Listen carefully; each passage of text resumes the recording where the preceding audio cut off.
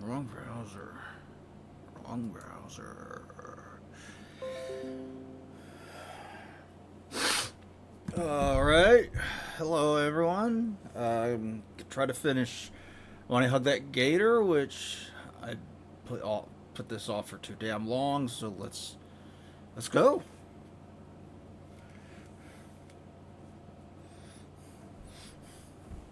Adorable Gator Girl. QT Dino GF. Let's go.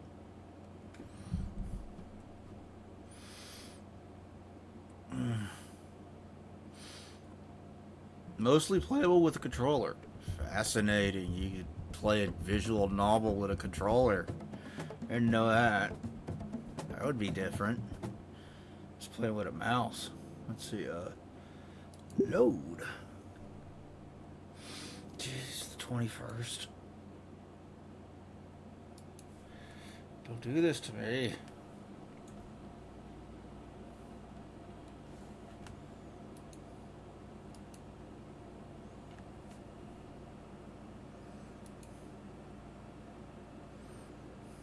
What the fuck?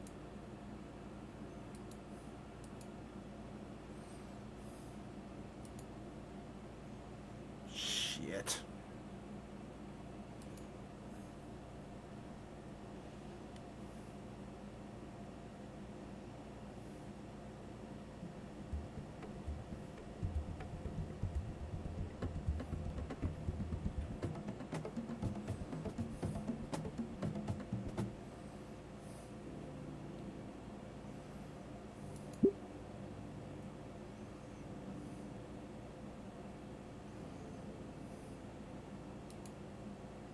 Okay, there it worked. What the fuck was that? After school, I took the metro back home to shower and put on some new clothes. As it turns out, my parents really were on a business trip for the weekend, as indicated by a sticky note on the fridge. Huh. Randy opens the front door and lets me in. Ah, there you are. Damien mentioned that you'd be coming over later. Hey, Randy. Say, Inko, I was wondering if you wouldn't mind shoveling snow off of the driveway when you can. Would really appreciate it, and I'll even pay you a couple bucks for it. No need for payment, sir. Thanks for letting me come unannounced again. Thanks a bunch, really. Randy leaves and I collapse onto the couch and let my head rest against the comforter. God, that whole thing with Ben and Mia really took a lot out of me. The weight of my heavy thoughts drag my head sideways until I see Olivia's bedroom door. My eyes linger as I consider getting up to see her or just giving her some time to come out. She has to know I'm here, right? She probably does. She also probably doesn't want to do her silly knee walking thing again. I wonder how mad she'd be if I caught it on camera. The presence then cut off my view before sitting right next to me. Hey, Damien. Hey, you alright, Inky? You were kind of out of it at lunch. For a moment I considered telling Damien what happened. But honestly, the last thing I want to do is bring this sort of drama into what I would consider my safe haven. I'm alright, Damien. I just had a rough time at school and I was hoping to take my mind off of it. That's pretty understandable. I mean, what with everything that's been going on and all? If only you knew.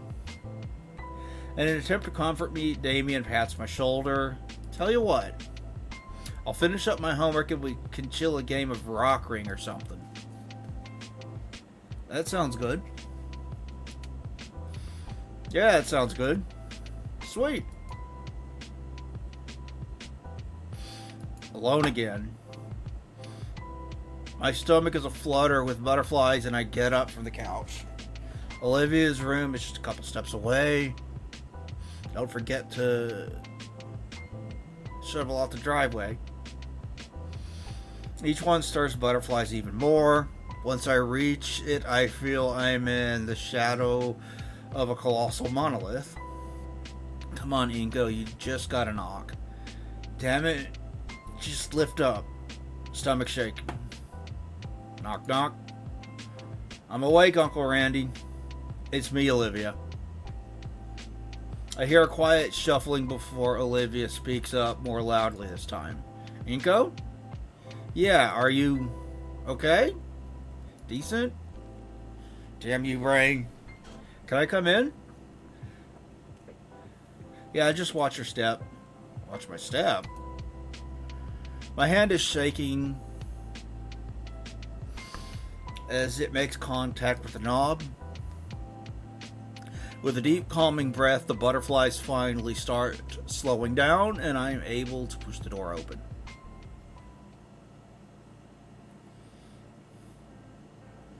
And see blackness. Olivia?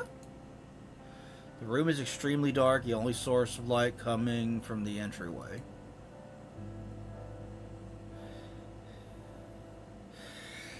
I have to take my sunglasses off in an attempt to see through the darkness better. Olivia? The heck happened in here? Why is it so dark? I can make out Olivia's shape on the bed. No reason? Just been playing games all day in the dark. Thought it'd be fun. Well, I'm turning on the light.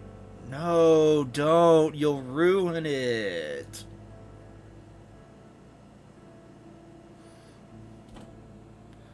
The room flickers to life. Olivia's bed has been rearranged into a nest of blankets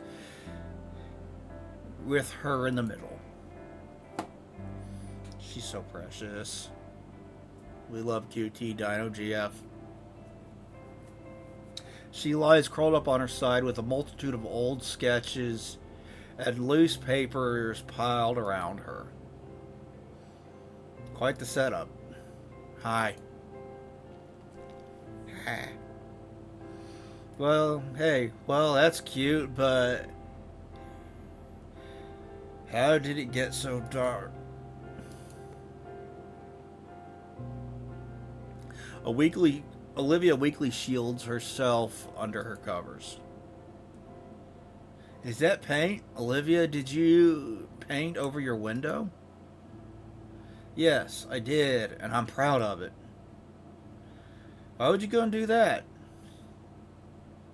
The light coming in offended my blackened heart, and my window became a canvas into the new darkness in my life. Oh, poor girl. I am my own greatest work of art, a living piece of despair. Oh, Raptor Jesus. Olivia, you're not a living art exhibit. You got sad and painted your window black. It's a performance piece. Now turn the light back off. Not happening. I go and sit by her on the bed. She leans up a little and offers a spot closer to her. Hey, are you okay? I don't know. I take the spot, feeling the bed sink beneath me. Olivia takes the blanket she's wrapped around her and bundles them up tighter on herself. What's all this paper for? Nothing? They're all for nothing. Come on, you know what I mean. I pick up the torn cover of a notebook and see it's dated for 3 years ago. Have you been looking through these all day? Her head bobs in a meek nod. There sure is a lot. There's not enough. I should have done more. So, poor girl. Her teeth clench when involuntary hiccup escapes her. God. I may as well just forget all of it. It's all useless. It crushes me seeing her like this. Yeah, me too. But maybe getting her to talk about it will help her just a bit. I'd like to hear more. Olivia sniffles a bit and reaches out, grasping in the air towards one of the pages in front of her. I lean forward and bring it closer. There's a soft whistling sigh, and her watery eyes scan while her watery eyes scan over the page. Yeah. See this one? Her hand shakily pokes through her blanket cocoon, landing on the crumpled page of a highly detailed poem. Idakin, he sketched that for me to show me how he draws hands. I see it. That's definitely his work. It is, isn't it? I never would have gotten anywhere without him, and now I watch her bite back an urge to tear up. Hell, I probably wouldn't have stuck with art in general. You're so talented, Olivia. I wanted him to be there when I made it. Made it? Yeah, made it. Across the finish line, you know? Well, now he won't see me fail either.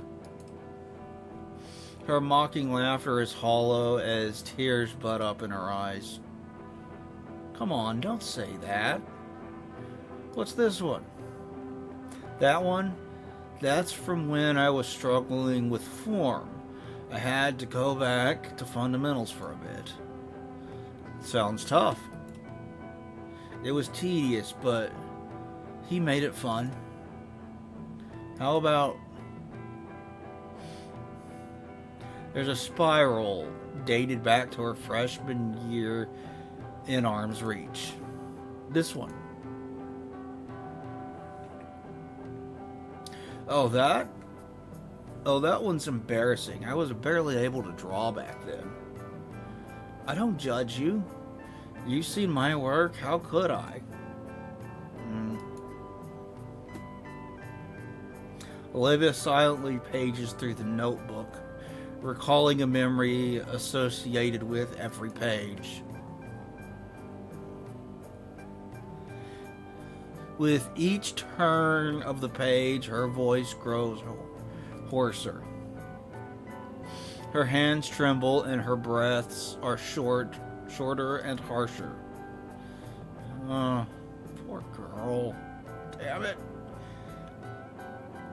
And when she comes to a sterile white page, Olivia breaks. Oh. I drew her into a hug as she cries. The poor girl crumples completely, all of her energy now going to her sorrowful wails.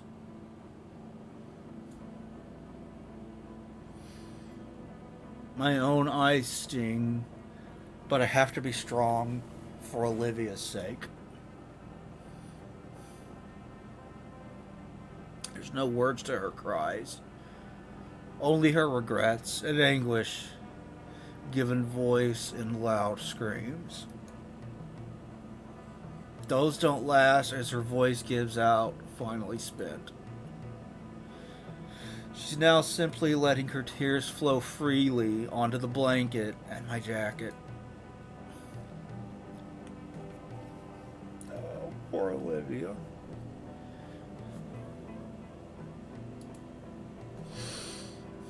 The notebook she held onto tightly finally releases, her tense grip having broken the binding and letting the page drift downward individually. I don't know what Olivia was trying to do, but once the last page has drifted back down to the bed, her full body weight was pressing into my chest. If it weren't for the wall behind me, I'd be on my back, held down by the tired girl. With my head practically atop hers, I feel the last remnants of my shuddering gasp. Of her shuddering gasp. This didn't work. I'm such an idiot. Why would it? She doesn't want to be thinking about Ida and Boron, but it's something that she needs to get out, that she needs to talk about, though. Okay, plan B. I clearly can't do this alone.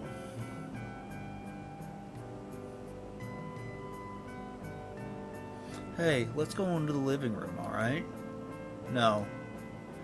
Come on, it's too dark in here.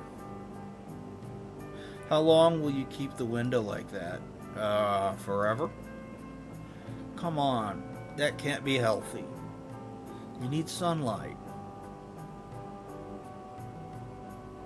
Olivia protests by digging into my shoulder with her muzzle. Guts needs sunlight too. A long sigh, she knows I'm right. Promise to clean it up later?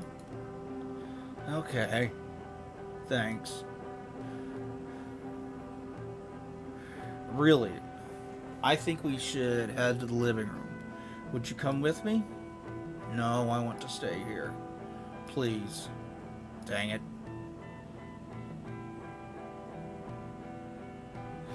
Okay, can I at least pick out a movie or something for the living room? She nods her head in response. Alright, do you need anything else? There's some soda in the fridge. Bring some for both of us. Alright. I move my legs over the edge of the bed and hop off. Olivia gasps as the blanket comes up with me. Oh my god. You weren't supposed to see that. Olivia, are you alright? What happened? Olivia hides her tear-marked face with her hands in shame. I tried to walk. You what? Her hands drop along with her head. I don't know. Her eyes drained of life, she stares at the mess of papers before her. Everything's gone. Nothing makes sense anymore. All I have is this hollow feeling. And I wasn't thinking at all, and Olivia looks up at me, eyes pleading for something. I tried for a miracle, okay? Do you blame me? I don't know what to say. Does it hurt? I'm fine, it just tingles. Maybe that means there's still some feeling below my knee. Isn't that good? No, it's not. We need a first aid kit or something. Inko, it's not even that bad. It looks like a pretty bad bruise, Olivia. What if it gets infected? I watch as Olivia gets ready to protest, but finally sighs in defeat. Fine. Get it over with. I'll go get Sophia. She probably knows how to. No! Why not? I don't want them to know, alright? Olivia, I'm not a doctor. I can't even remove a splinter without screwing everything up. Olivia casts her look aside. Man, she's not intending to follow up on this at all. Be right back, okay? Olivia softly whines. With haste, I quietly leave the room in search of anything that might be able to help. After rummaging through the house, medicine cabinet, freezer, I managed to find an ice pack of a first aid kit and Neolithic.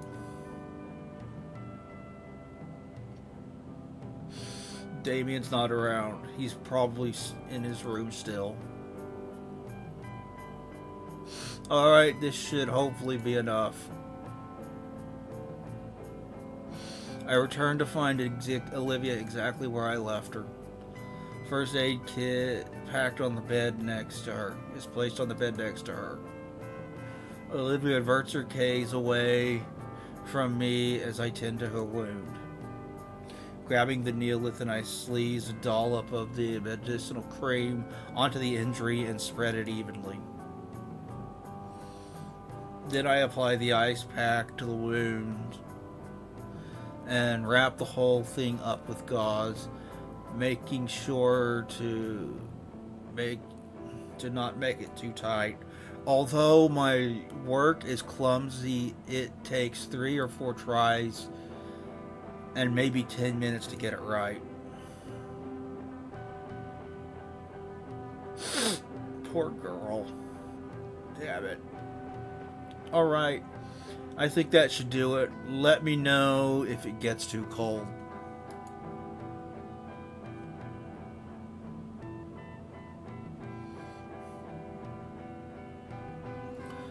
I look up, see Olivia looking away from me, giving her best pouty expression. I know you don't like being taken care of, and I don't want you to get hurt. Yeah, well, it's still weird. I place a gentle hand on the side of her snout, gently coaxing her to look back at me. Aww, feeling better? She still tries to look annoyed, but I use my thumb to caress her cheek. Eventually, the last of her defenses fall, and a faint, pained smile forms across her face as she nestles further into my hand. Yeah, a bit. Good. With that taken care of, I finally breathe a sigh of relief. Now to figure out the next issue. How to get her to the living room. She's definitely not going to do her silly knee walk. Not with how her knee currently looks like the world's giantest grape.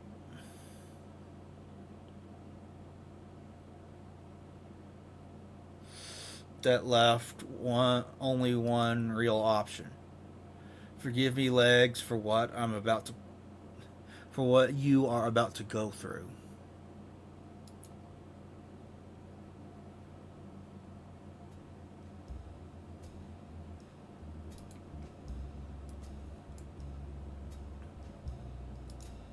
Give me a sec.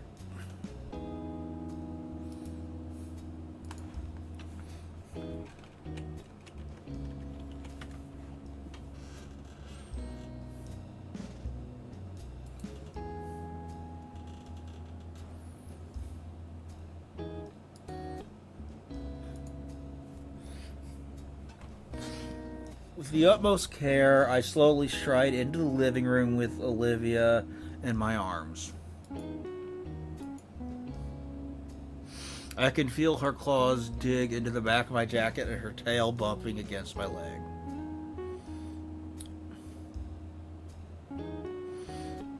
Even though getting through her door was a struggle, but Olivia coaches me through it and even shuts it with her tail. She's so talented and adorable, and I love her. Damien's lying on the couch engrossed in some game. He turns to see us. He turns to see us at the sound of Olivia's door closing.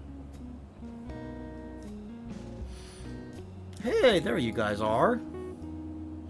Vinny waves from the recliner. Liv, Inky.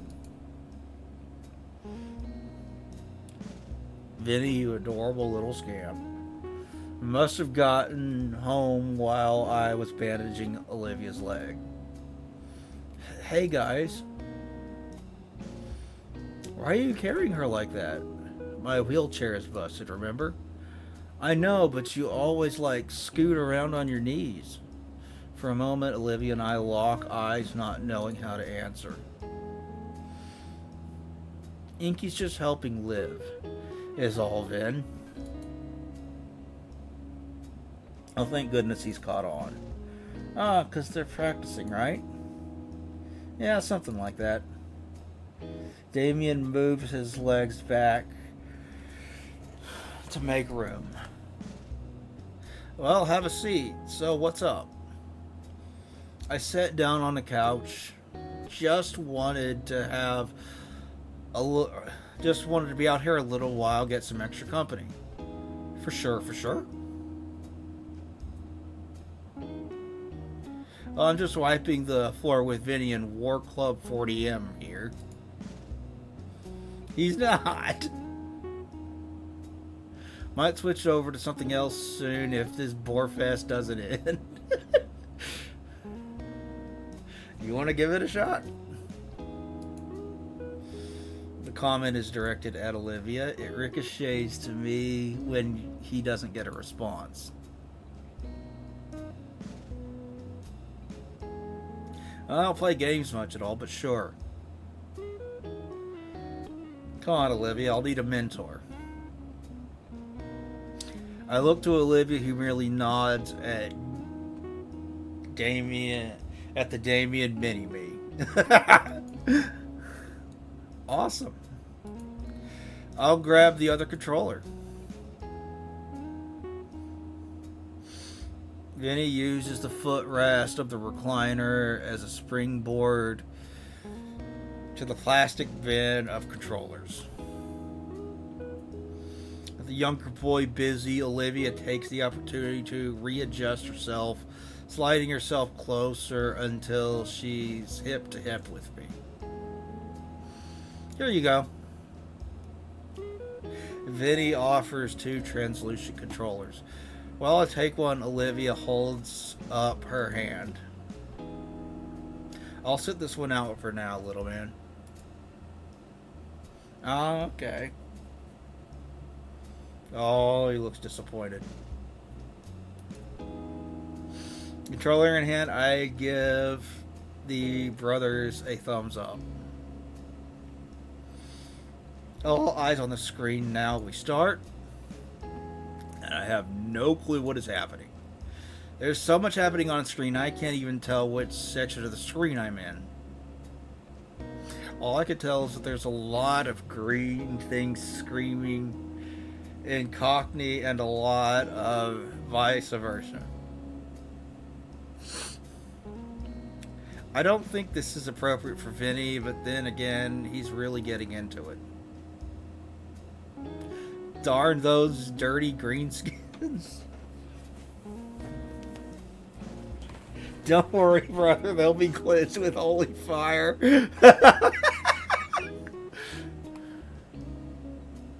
In the corner of my eye, Olivia is leaning forward. She's slowly becoming engrossed in the mayhem on display as her tail thumps with the massive stomp of in-game avatar delivers to the green shouty things.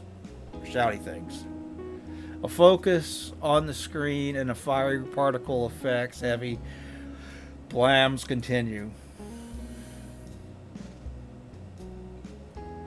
I don't know how long it went, but at the end of the stage or whatever, there were cramps in my hands and spots I never could cramp.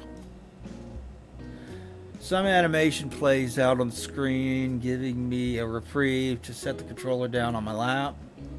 How'd I do? You see that rank on the screen by your guy there? No, there's only one next to yours and Vinny's. Well, there you go. Oh. You suck pretty bad. Give me mine. I pick up her controller off the floor and she takes it. With some practice motions, she enters the match. Alright, I'll show you how you really play this game. Now with Olivia in our squad, she managed to pick up my slack. Watching Olivia play with her tutorship, I start to get the hang of the game. For a moment, I look away from the virtual bloodshed to see Olivia is enjoying herself, surrounded by her folks playing this silly game for a few hours. Just for a while, she's feeling a little better. A few games later, there's a knock at the door. Vinny jumps up to get it. Hi, Dad. Figure stumbles through the blizzard and removes his heavy jacket.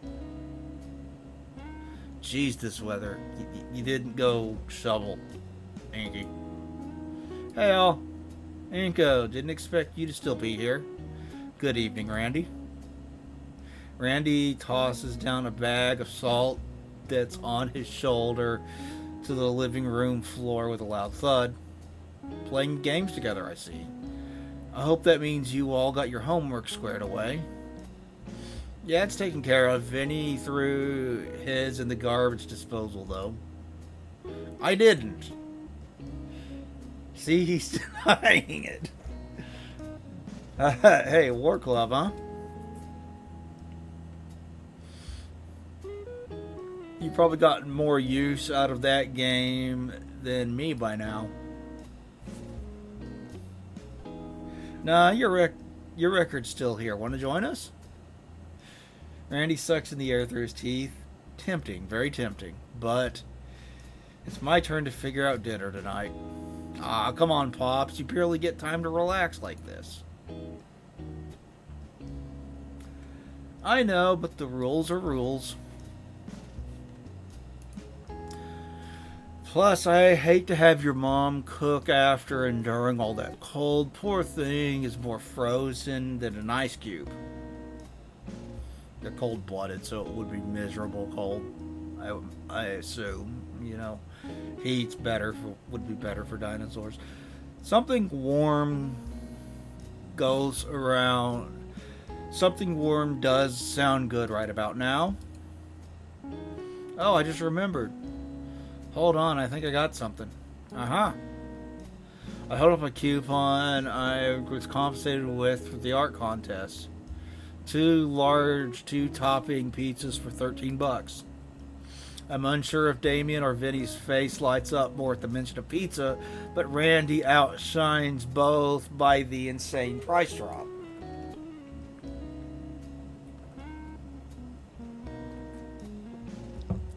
Even Olivia's heartbeat is slightly intensifies. Holy moly, that's real? I pass it over to him. I've been saving it for a while. It seems like a pretty good time. Well, alright, let's make it a pizza party then. Randy takes a moment to dial the number and... I love this music. Make the order. I go check in on Olivia, who looks just as ecstatic as the Payne brothers. Their name is a reference to Max Payne, and Randy's a reference to Hank Hill, isn't he? I think. Pretty sure.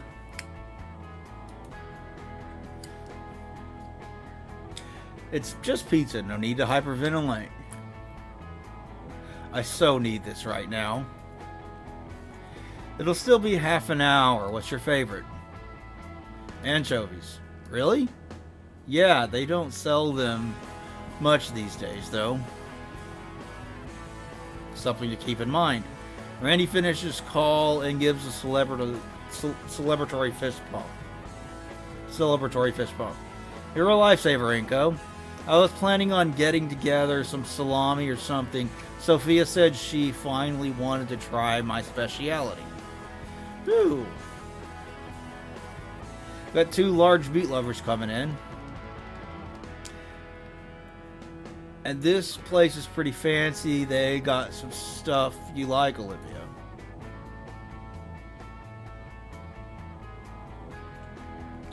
I asked for an extra pie piled high with as much as they could put on it. Olivia's face beams with joy, the end of her tail wagging with an excited puppy. Alright, the king's in the house. Someone give me a turn. I forfeit my controller to the patriarch. He gracefully takes it and shoos Vinny off his seat.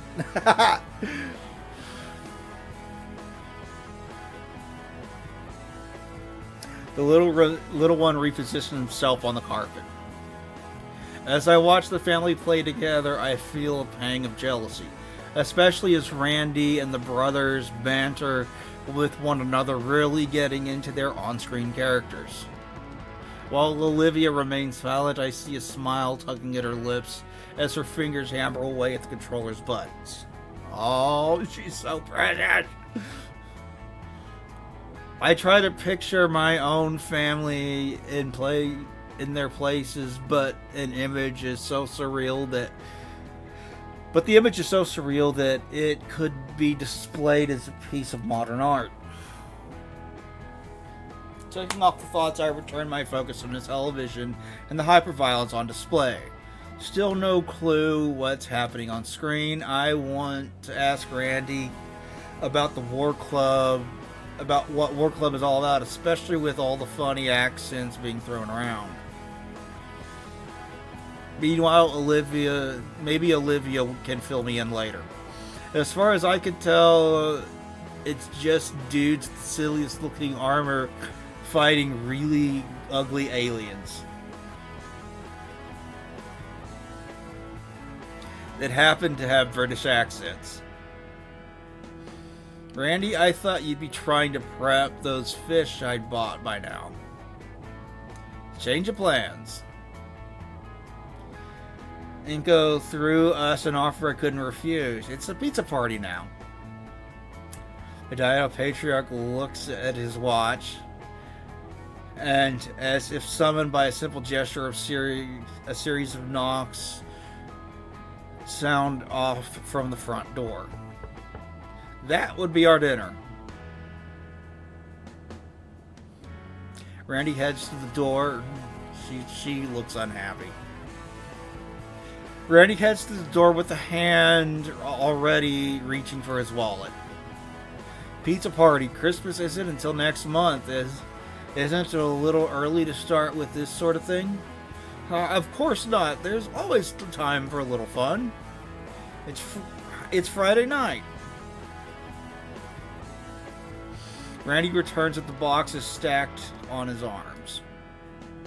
Let's dance. He sets the boxes on the kitchen table and hands his wife the juice coupon. Well, alright then. See, okay, everyone get a plate and get some. Feel free to make a mess if you want cleanup duty. Damien and Vinny leap up for their positions and have their plates in a blink of an eye. The air is filled with delicious scents of sauces and cheese as Randy opens up all the boxes. They're so excited. Look at them. Damien and Vinny immediately dive into their meat lovers pizza like ravenous sharks. Pepperoni and sausage pizza on the table looks appealing, but Randy passes a plate with a slice of anchovy pizza over to Olivia. Thanks, Uncle Randy. Dang, the anchovy one actually looks pretty good. I don't want to get up to get my own plate, though. Say, Olivia, could I try one of... Snap. Mine! I couldn't... I count the fingers on my hand to make sure it's still intact. Oh, come on, I just want to see what it's like. Ah, that glower. Oh, that old glower. Good luck with that, Inko. I consider what I could do to get Olivia to share. And I recall something so long ago that it feels like a lifetime ago. I slowly reach for Olivia's again. She bares her teeth at me, but instead of going towards the box, my hand lands on her tail. Ed slowly pets the muscular appendage. The tip of her tail starts wagging happily. The Gator girl's anger melts away, only to flare up as she pulls her tail away from me. Oi! Her face is red with embarrassment. Can I have a bite now? No! Her mouth snaps shut as my hand reaches for her tail again. Inko! I gave the appendage a gentle scritch this time. It's once again pulled away. How about... Okay, I get it. She pouts but holds a slice out for me to bite. I have had anchovies before. I do not like anchovies. The pizza is absolutely smothered beneath the pepperoni and anchovies. But only one bite. With how greasy this looks, I don't think I'd survive a second. Still, I bring the plate close and slide the pizza to the edge, taking a sample bite from it. Good, right? Absolutely. I feel the need to ravenously devour a single slice now, but instead choose to savor the flavor with minuscule bites. Yeah, holy crap, this is good. It is. That's the only bite you're getting. You sure? I wiggle my fingers at her and she promptly swats my hand. No, I mean yes. She tries to hold a glare, but I can see her lips quivering with mirth.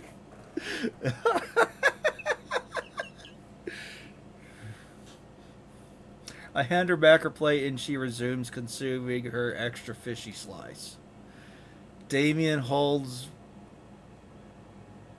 hands me another plate this time with a slice covered with various meats.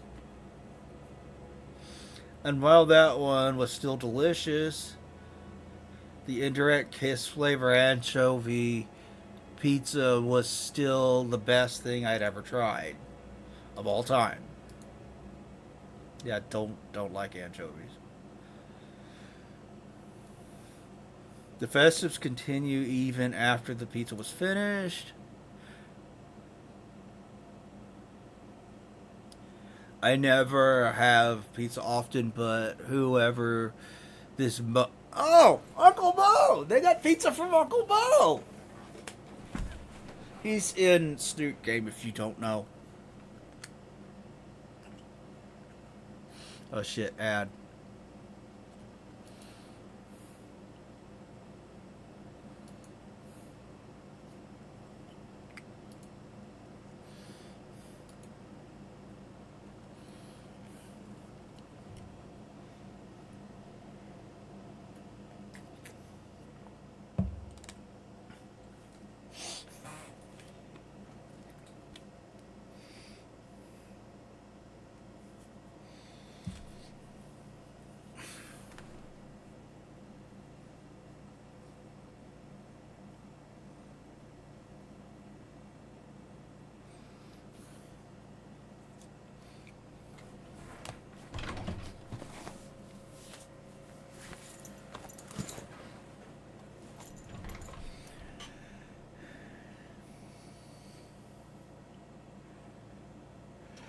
Speaking of Uncle Mo, I have gotten 3 of 4 endings in Snoot Game. The ending number 4, the canon ending, is all I've got left.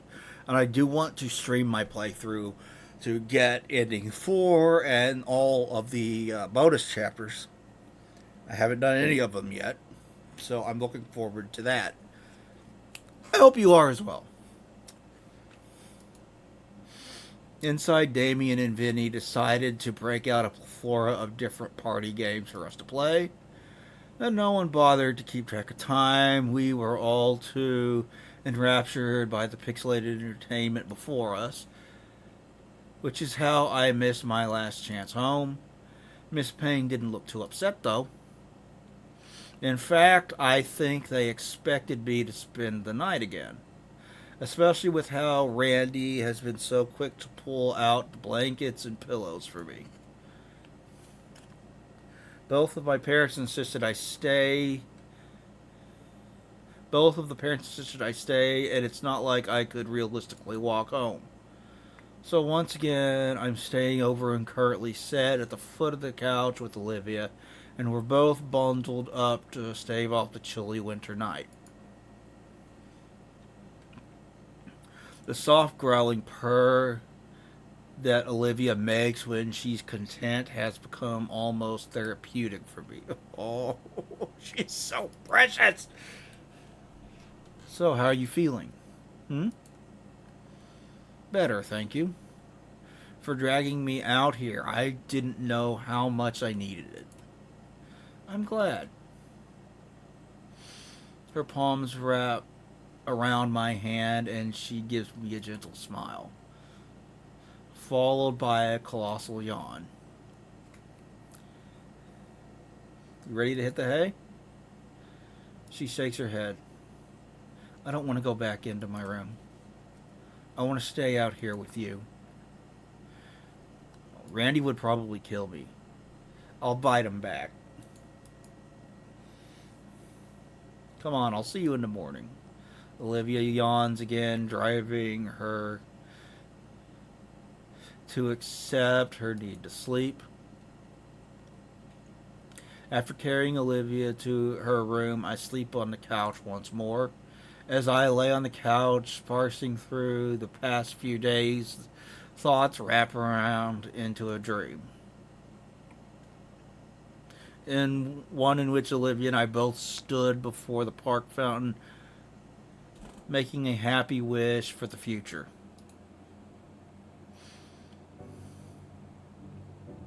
Mornings in the Payne residence were lively, to say the least. Or maybe it's because it's Saturday. That is to say, my weekend sleep schedule was cut far shorter than I would have liked.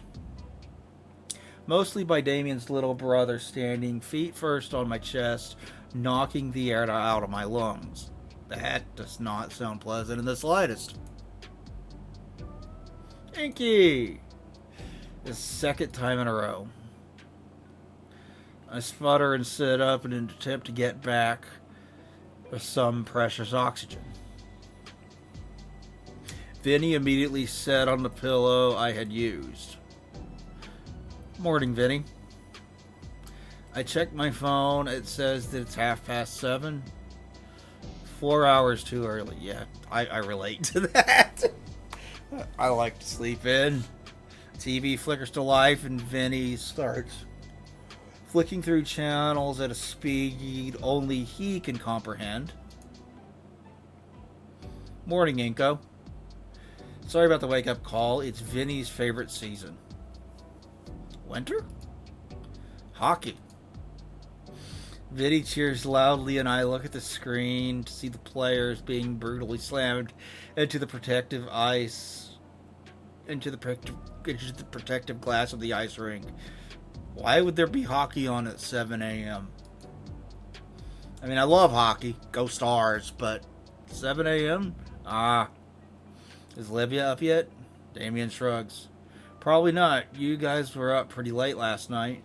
Plus, it's the weekend. Best just let her sleep off the food coma. She'll come out of her room eventually.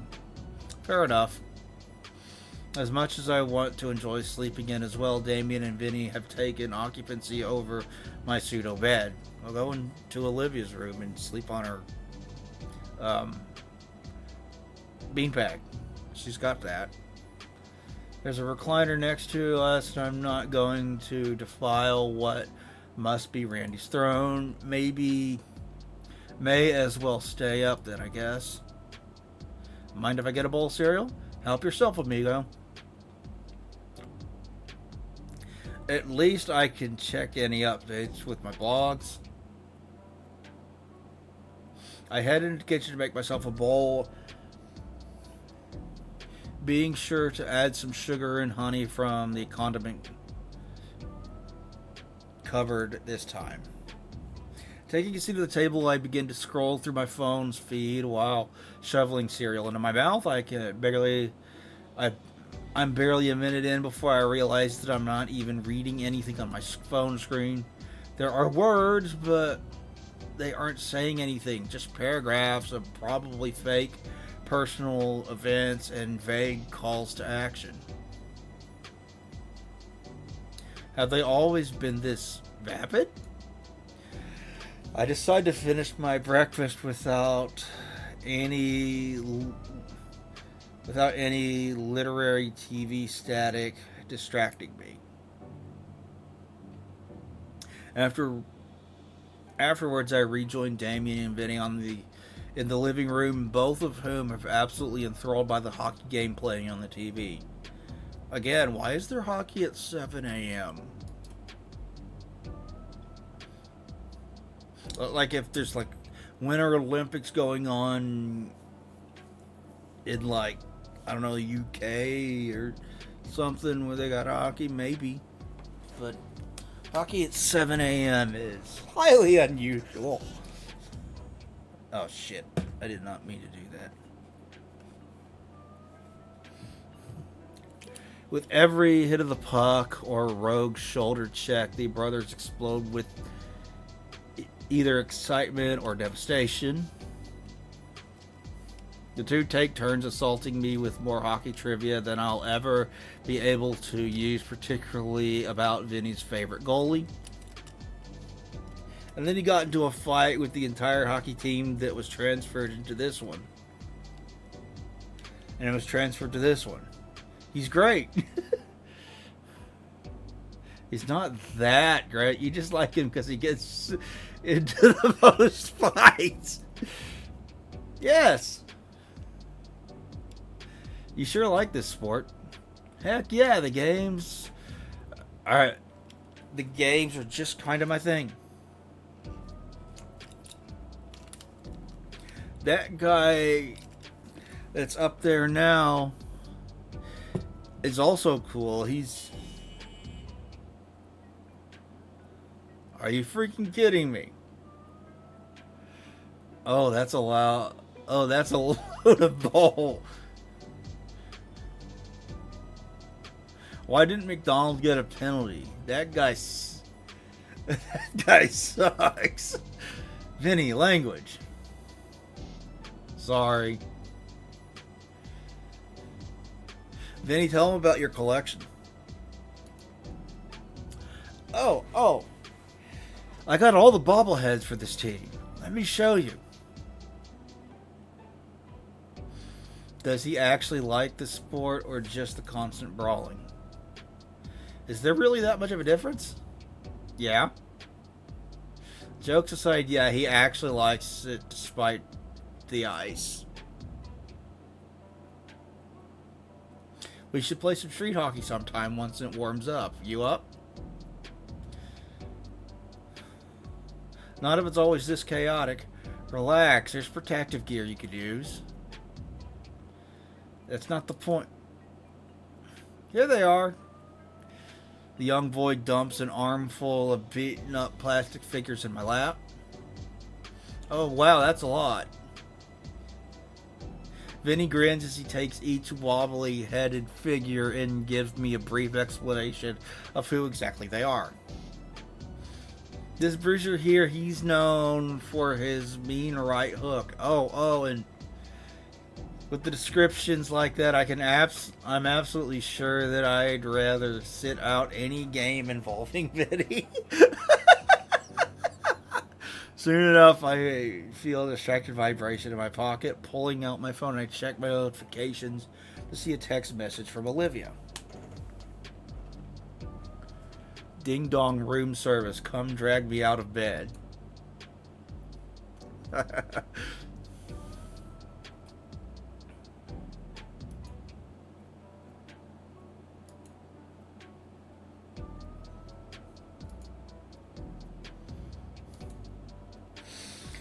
Figured she'd need help. After all, there's no way she's dragging herself anywhere with that knee. I excuse myself from the living room and head toward Olivia's room, with Damien giving me an approving nod. I make sure to knock twice before letting myself in. Morning, sleepyhead. Morning, stupid head. Olivia's wounded. With Olivia's wounded knee, carrying her is even more difficult than before. I hate to admit it, but I almost dropped her at least twice on the way. Thank Raptor Jesus for Coach Sully's training. But at last we're here. Welcome back to the land of the living. Morning, Livia. Olivia's eyes closed, mumbles out. Olivia's eyes still closed, mumbles out what sounds like good morning as I set her down on the couch. How are you feeling? Alright, I guess. Still a bit groggy. What about you now? I pat my knee, which Olivia seems to pick up on. Alright, feels a bit better. Tingly feeling's gone, but it still looks swollen. We might need to redress it. Hopefully it should be more manageable by Monday. By the... come on. Get out of the way. By the way, what did you do with that ice pack? Oh, Guts is using it as a water bed.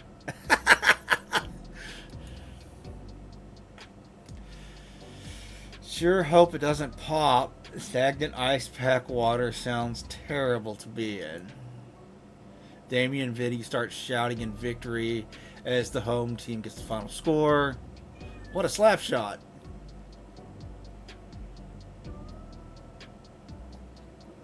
Heard the excitement in the room. Watching hockey again?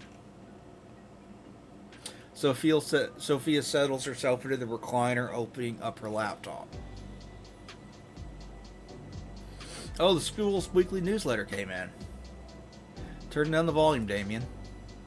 Sure thing. Alright, first it says there's a basketball game this Friday against the Tail Spikes. In preparation for finals, tutoring will be open after school for everyone that needs it. Damien? I got it covered, Mom. Liz is helping me out. I hope so. Senioritis will not be tolerated here. Oh, this is interesting. To all students, you are invited to Statenham's High School Winter Formal. Winter Formal? Damien yawns and stretches his arm out behind his back. Yeah, some event for seniors. They got every year. Basically a dance, but more fancy. It's the biggest event of the year. You know, next graduation or prom or whatever.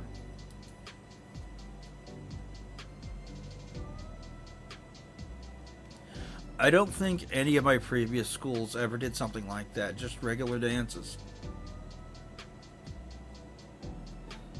Immerse yourself for the scene's beauty of the wintry sky with the music full of entertainment and much more.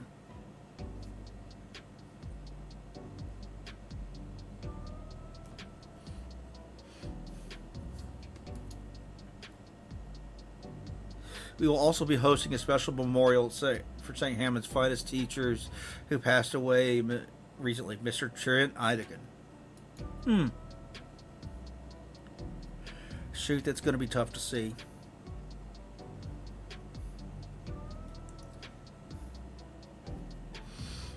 The event will take place at Volcandera Convention Center on Friday, December 15th from 7 p.m. to 10 p.m.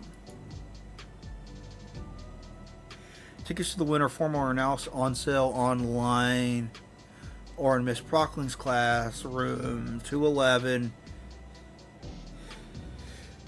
$15 for one and $30 for couples. You'd think it would be slightly cheaper if you go as a couple. I would imagine that's usually how it works.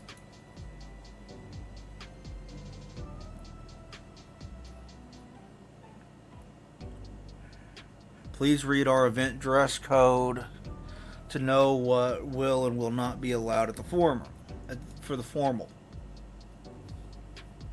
Have a great weekend. Go Feathertails.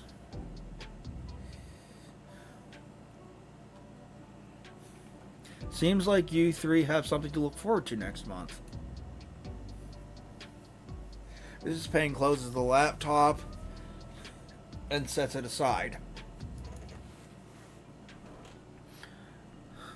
Mom, it's about that time. She gasps and checks the clock on the wall. I nearly forgot. Vinny, get your kimono on. I'll start the car. It's called a gi, Mom. And I'll probably be running some errands while he's at karate practice, so I'll be out until dinner. I'm sure Vinny doesn't mean to karate chop my throat I'm sure Vinny didn't mean to karate chop my throat as he got up. He's just eager to get to class. Back rub from Olivia helps me clear my airway quicker, at least.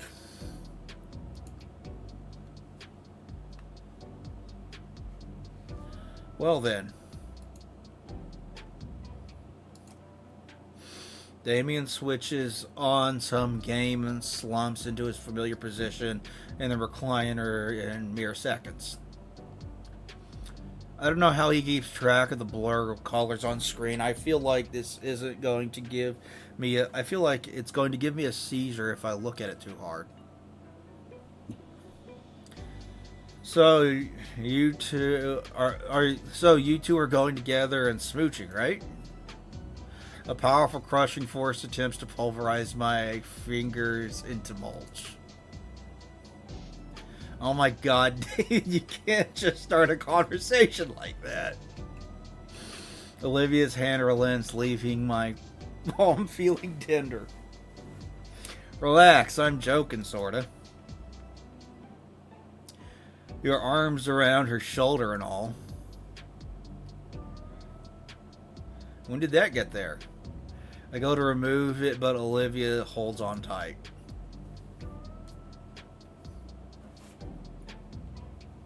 Oh, well, you plan on going to the winter formal with Liz? Hell yeah, why wouldn't I? That was a fast answer. He shrugs.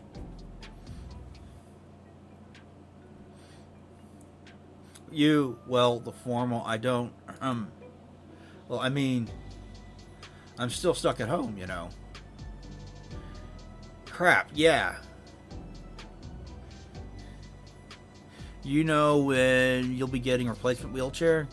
Could be a week, could be longer. The bail system around here is annoying. Jeez. Hey, I'll come visit every day after school. Thanks. Still, that's at least a week of her not stepping foot outside. I mean, unless someone's going to help her outside, that really can't be helped. Because she can't get around easily until she got a wheelchair again. Damien was only half joking about us going to the winter formal, and that's definitely a good idea. But first, hey Olivia. When you get your wheelchair back, you can go anywhere. Where do you want to go? Anywhere. Wait, so you're asking me out? She falls eerily silent as she turns her head towards me, eyes wide open. Yeah, I'm asking you out on a date. I'll take you wherever you like. Olivia's mouth opens and closes while she looks at me in astonishment.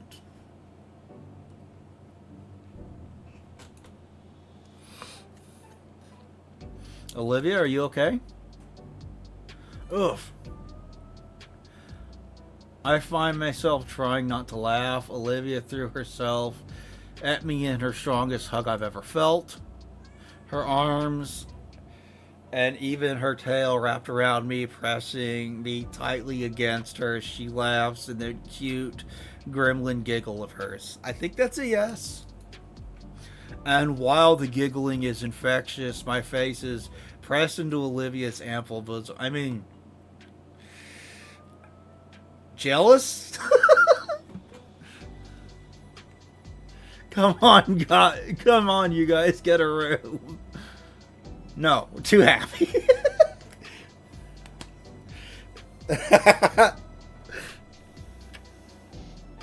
Getting a little hard to breathe now.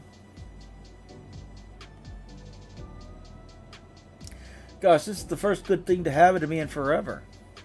I can't even move my arms. Olivia has caught them against my sides. Wait, she's shifting. We're on our sides now, and I can finally pull my head up enough to take in some air. So, whoa! Ah, sweet death roll. So that's what's happening. I feel myself flipped over Olivia for a split second, and then I'm back to being beneath her. And back again, just enough time to breathe. Olivia, we haven't even decided where to go.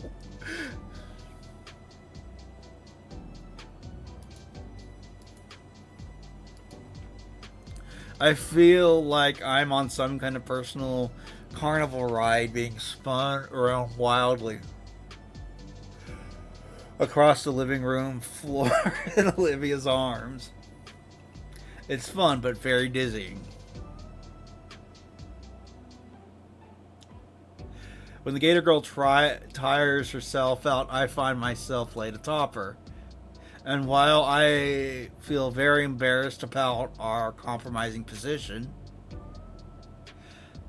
I'm grinning from ear to ear, looking down at my equally happy and lightheaded girlfriend beneath me. Oh, look at her!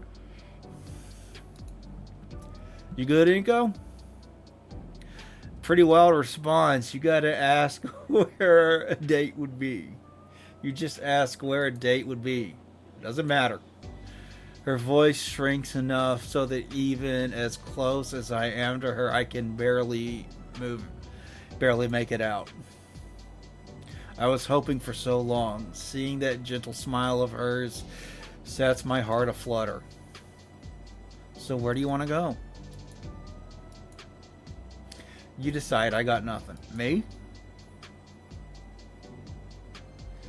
Somewhere I can take Olivia to really show her a good time. How about a picnic?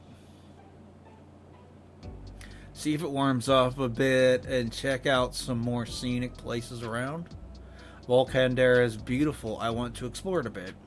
So do I. For a brief moment, the connection between Olivia and I feels stronger than ever as we stare into each other's eyes, until she goes right back into keeping me in her warm, scaly embrace. She's so precious! Sure, it was right in the middle of the living room with Damien still present, but none of that matters to me.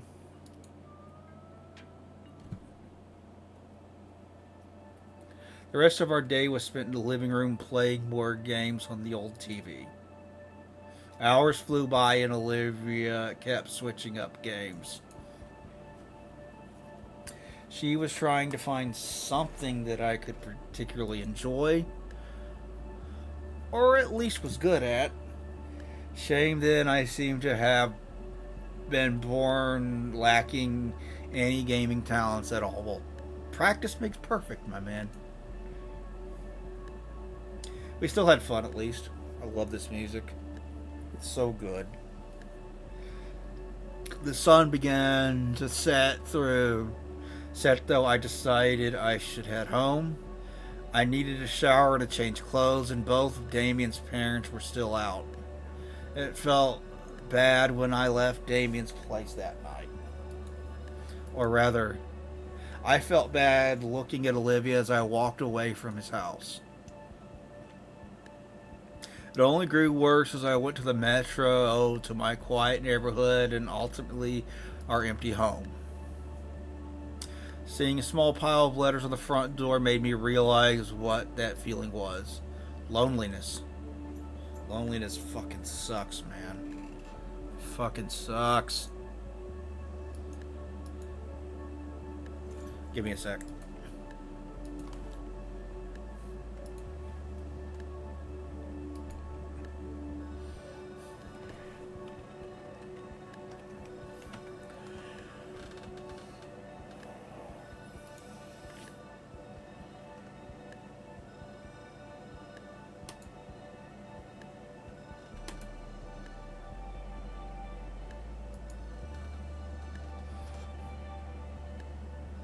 Maybe I should have waited to ask the Paynes if I could have spent the entire weekend. If I did that, would I be overstaying my welcome? Always a concern. I don't want to abuse their hospitality after all. Ping. Withdrawing my phone from my pocket, I see Olivia just sent me a new doodle. Coming tomorrow? Well, I can handle a little loneliness for now. Sure.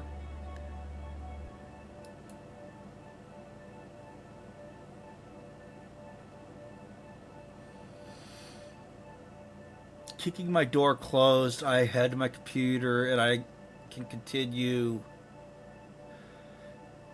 talking to her online.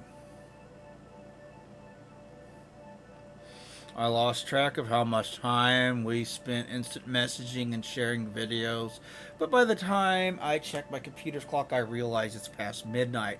I didn't even go through my typical routine of checking updates on forums and blogs.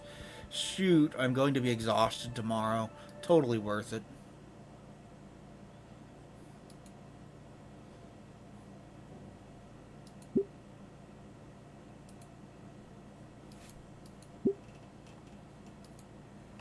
The next few days were very similar to the first. Visiting the Payne residence, hanging out with Olivia's family became my new routine after school. On Monday, I got around to shoveling the snow of the driveway like Randy had asked me. I mean, finally! Took you long enough. He asked you on Friday. It was a little laborious to do, but it felt good to get it done. I'm sure he's grateful. I'm sure, you put some salt down and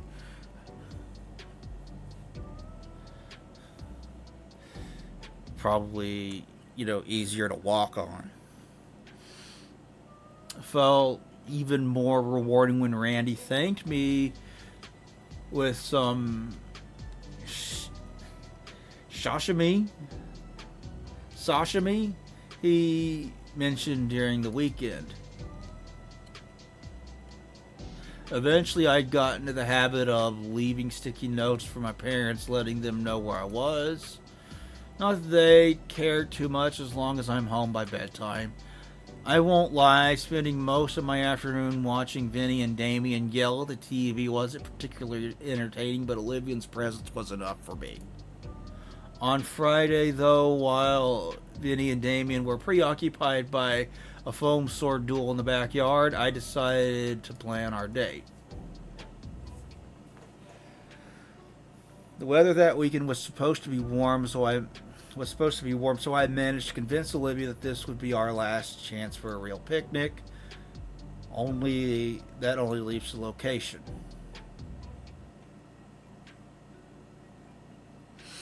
I've been arguing well into the night over text, trying to decide where to go. I think the beach would be nice. No way the marine layer will screw with the weather. How about we go back to the arcade? Seriously, that place smelled horrible. Haha, you're right.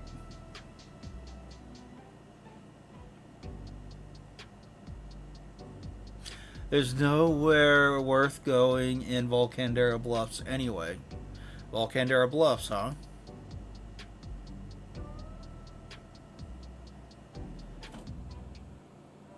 Does Volcandera actually have bluffs? Yeah, dummy, the place was named after them. Have you seen them? No. Sounds perfect then. But those are ages away. Come on, it'll be fun to get away from home for a bit. Fine. I'll be over there in the morning then. Okay, sure. Nighty night. I left my phone rest on my bed as I smiled to myself.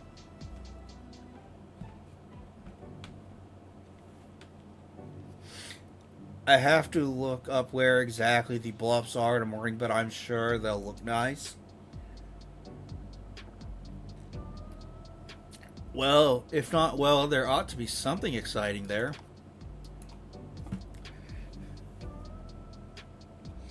After researching our destination and getting dressed, I did one last check of myself to make sure I hadn't forgotten anything. Wallet, phone, water bottle, extra sunglasses, written instructions for the metro lines we'd have to take. I'm officially ready to go. Before I leave, I make sure to leave a sticky note on the fridge to let my parents know where I'll be. Maybe they'll finish watching daytime television in time to see it before I get home. Ha. It's only a short trip to the closest station to Olivia's neighborhood and a short walk from there to the house. The Payne's place is as welcoming as ever. Yeah, they really seem to like you.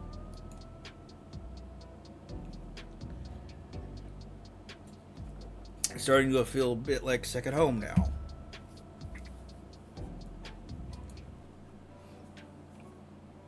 In this chilled weather, the yard's growth has slowed, but it's starting to peek through the thin layer of snow. I hope I'm not commissioned to mow now, too. Should let Olivia know I'm here. I'm here, you ready? I'll be out in a minute. Is the door unlocked? No, don't come in yet. What? Just stand by the curb and be ready. This is going to be cool. Oh boy. I stand by the curb as instructed, facing the door. After a moment, it swings open and... whoosh! Hi, Olivia!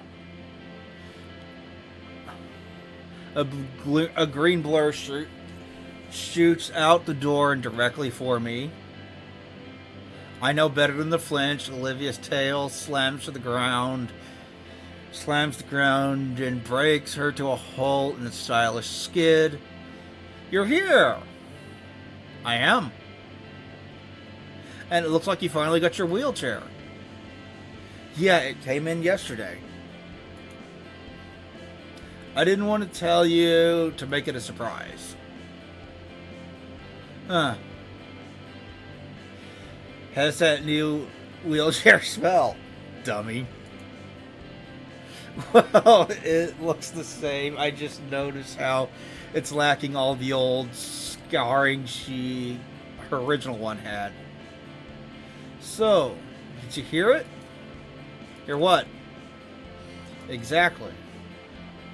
I can sneak up on you now in your dreams. So you ready for our date? A sudden rush of jittery nerves in my chest. It is my first time taking someone out on a date. Trying to rationalize it still doesn't help my nervousness, though. Yeah, I'm ready. She looks at me with a timid smile, hands held together as she tilts her head slightly. She's wearing a new floral hair clip, and it's adorable. Come to think of it, it's the first time I've seen her ever accessorize. That hair clip looks cute, Olivia.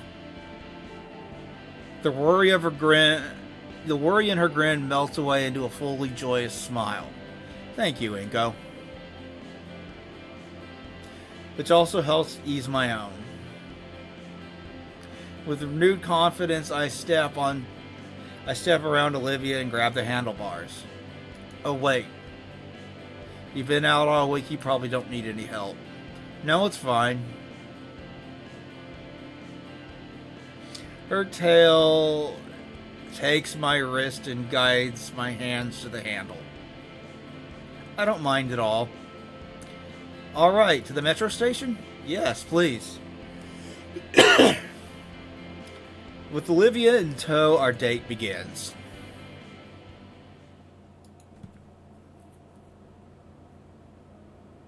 She's precious. On the metro, I'm lucky enough to be able to find my normal seat. Olivia folds the seat up and places herself right next to me. Something's different. Oh wow, Christmas lights? I swear they start setting up earlier every year. The white fluorescent of them combined with the dimmed lighting of the Metro's lights gives the cabin a more cozy feeling. I feel my photographer's instinct kick in and quickly remember that I didn't bring my camera. Soon enough, the whole city will be covered in holiday stuff by the end of the weekend. The mental image of twinkling volcano at night is a pleasing thought.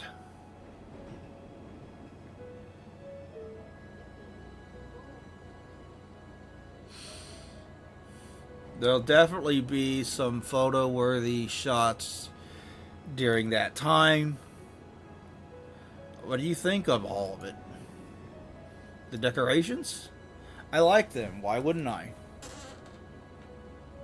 But what's your favorite? I think the wreaths are pretty nice on the lampposts. And I like the crappy snowmen and snow angels in people's yards. I've always wanted to make my own. What about the mistletoe? Yeah. Shut up, you. Actually, I'm curious. Are there any dino-specific traditions that you guys celebrate during the winter season? Oh, shit.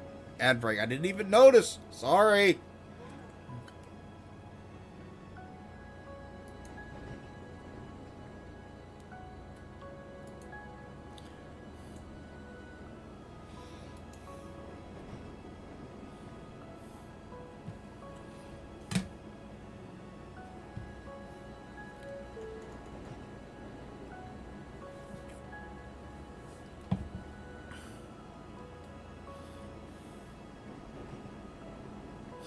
And we're back.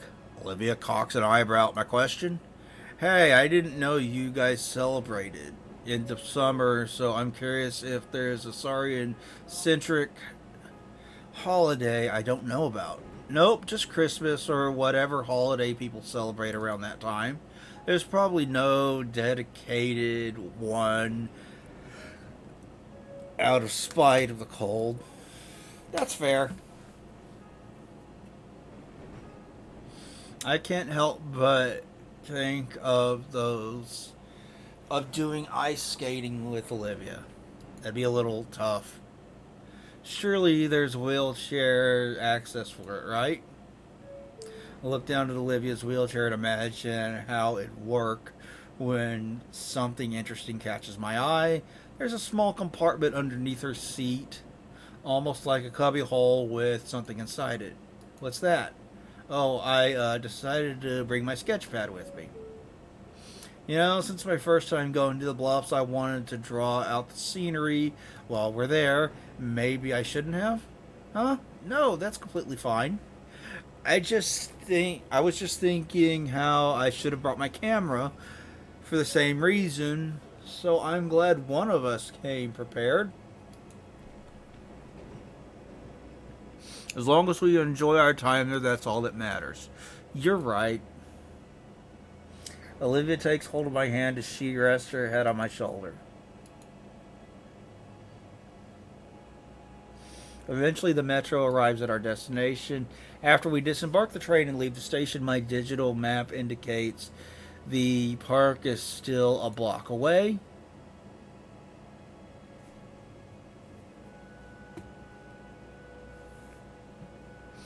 We make our way there. We soak in sights of this area of Volcandera.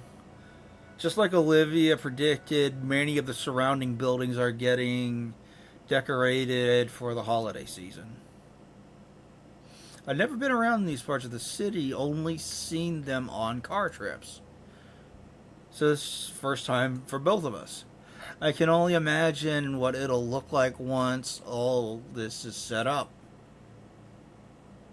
Maybe we should come back to visit once it is. I like the sound of that. We enter into the park's main parking lot. Looks like there's a decent amount of people here this evening, which is surprising given that it's still relatively chilly. Then again, such a prominent landmark of the city would draw in a crowd even with a certain weather condition. Oh, there's some food trucks. That'll cover the picnic part. Looks like they got a decent variety of things. Tacos, sandwiches, chicken. Shoot, looks like they all have a bit of a line to them. Plenty of time to do other stuff. I'm not even hungry yet anyway. Glancing around, there's a few... I love this music. I love this music. A few gaps of the tree line with trails heading into them. I'd wager they're nature trails. Maybe bird watching ones. You want to try one of those trails? Olivia looks almost disappointed as she glances between me and the food trucks. We could grab a snack before we head in if you want. She simply shakes her head. I can wait, plus I don't want any arm cramps on the trail. Alright, then let's go. No. She's precious and perfect and I love her. Olivia and I head towards the sign indicating where the trail begins, leisurely walking through the dirt path. The mood is somewhat dampened by the hikers on our front and back, but it doesn't take away the natural landscape doesn't make the natural landscape any less calming.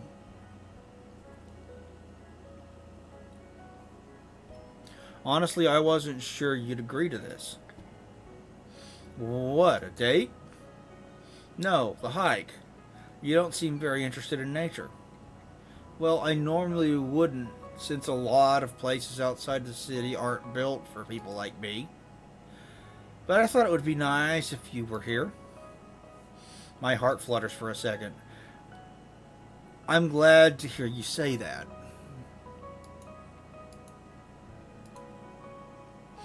I think it's a nice break from how busy everywhere else is. Out here, it's just you and the world, isn't it?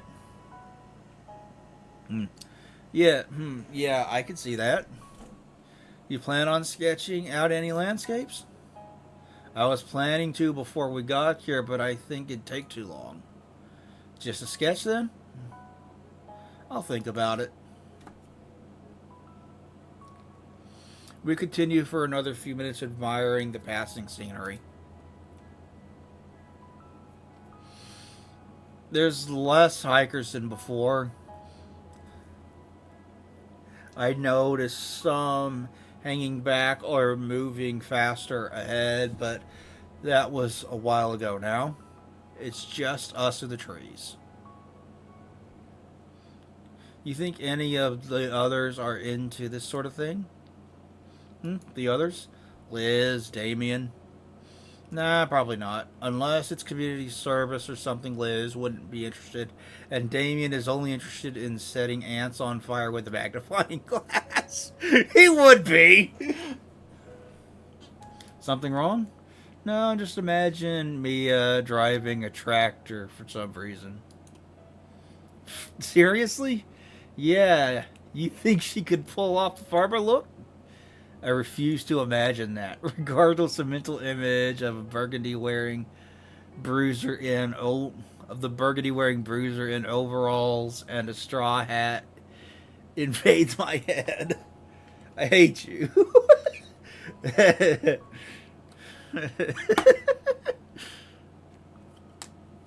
So much the humor lands in this game. It's great. Shaking the thought from my head, I look around to reacquaint myself with the trail. Something's off. This place is quieter than I thought it would be. That's how the woods are, city boy. We live 15 minutes apart. Yeah, I like it quiet.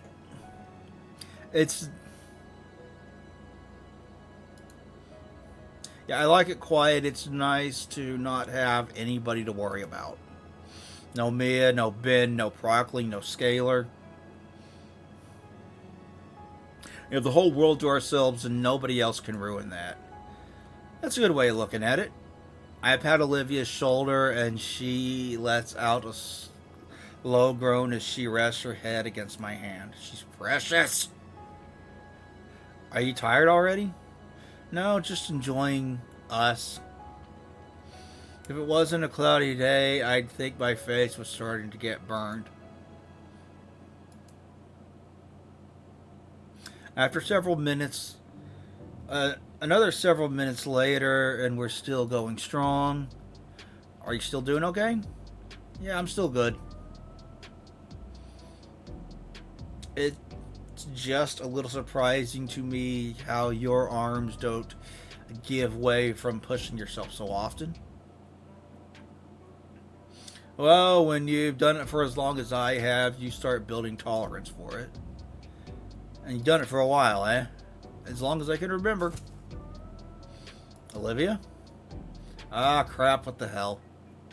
I turned to face her, looking at the source of the sound. A wheelchair of hers got stuck on an indentation of the trail, and she's struggling to push herself out. Without a word, I quickly stepped behind her and grabbed the handlebars, helping Olivia push herself out of the nature trap. Thanks, Inko, but what was that? I'm not sure. Take a closer look at the trail to investigate.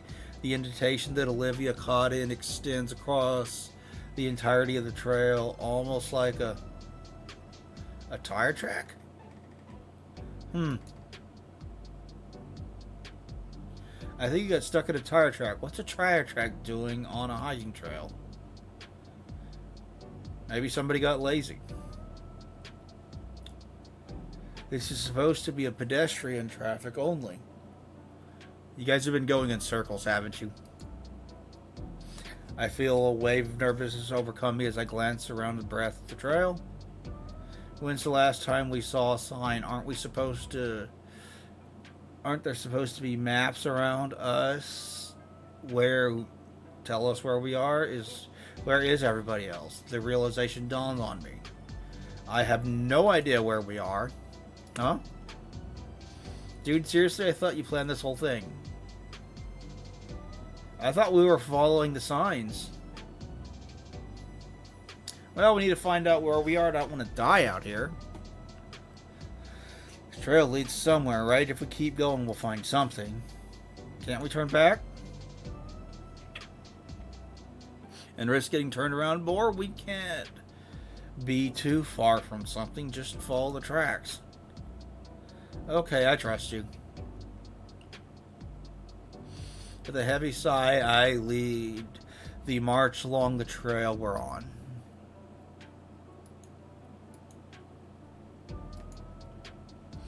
It's probably some kind of service road for park rangers or maintenance workers to keep the trail safe.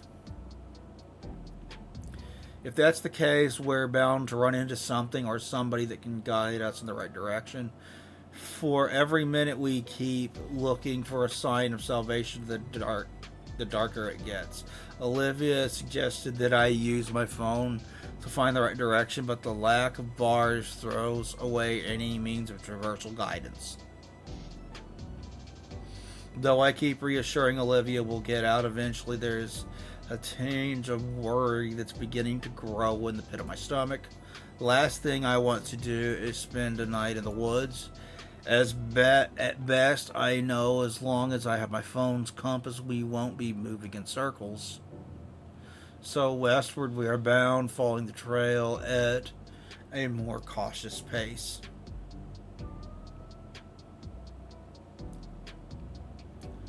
It's as we crest a blind turn north that we finally hear salvation. Why, hey there. Oh, thank Raptor Jesus, finally, another living being. The scruffy-looking gent looks to be a park ranger. You two lost? Yeah, we sort of got mixed up with the trails. We couldn't find any maps. Uh-huh, sounds about right. Happens all too often around here. Anywho, I'm assuming you two are looking for a particular site to see? Yeah? Do you know the way? He hums in thought for a moment with his head sweeping left and right. Finally, the ranger smiles and points to a particular path just wide enough for Olivia's wheelchair. That one there will lead you to the best view here. Then all you need to do is to get back is take the trail east. They all branch off near the park. Thank you so much, sir. Don't mention it. Call me Ranger Teddy. Taking the ranger's directions, we go down a narrow pathway. Thin pathway continues for another 30 minutes and ultimately leads to a secluded table and railing. And the most breathtaking view. Olivia gasps as her eyes peer over the protective rail and takes in the vista that is the bluffs. Over the edge, I can hear a number of branches jutting from the cliff's face. Past the ocean laps the base of the bluffs. While I look below us, Olivia's eyes lock onto something further away. I follow her eyes and whoa! I'm really regretting my camera now. Because what I see is a 1 in a million shot. Taking a spot on a rickety wooden table, I feel it grown beneath me. This spot must be one of the last tracked to. If this stuff here is in such disrepair. Knowing that, I feel like this spot is more private. Like our own little view of Volcandera. Hey, Olivia? Hey, Inka? Yeah? She holds up a sketch pad, giving me the sweetest, pitiful look. Do we have time to? Oh, yes, of course. I'm sure we can manage to get back as long as the sun is still up. Her smile radiates with the power of 1,000 suns. And her hand quickly flips the pad open to a fresh page to start to sketch. compared to her deliberate strokes while when painting or doing calligraphy. Her sketch pencil moves quickly in rapid strokes. Her head is constantly moving between the page and the cliff view, and her eyes carry an ember in it akin to when we'd gone to the arcade. As Olivia is engrossed in drawing the beautiful bluffs, I'm engrossed by the beautiful girl's drive to create. She is beautiful. Still, time passes and the sun slowly moves lower and lower. A cool gust of air blows over us, and I see a shiver run down Olivia. Checking the time, it's only about 4 o'clock. I curse the short winter days because Olivia is out of time. Olivia? Almost done. The page is fully used, showing a very rough duplicate of the cliffside she's been focused on.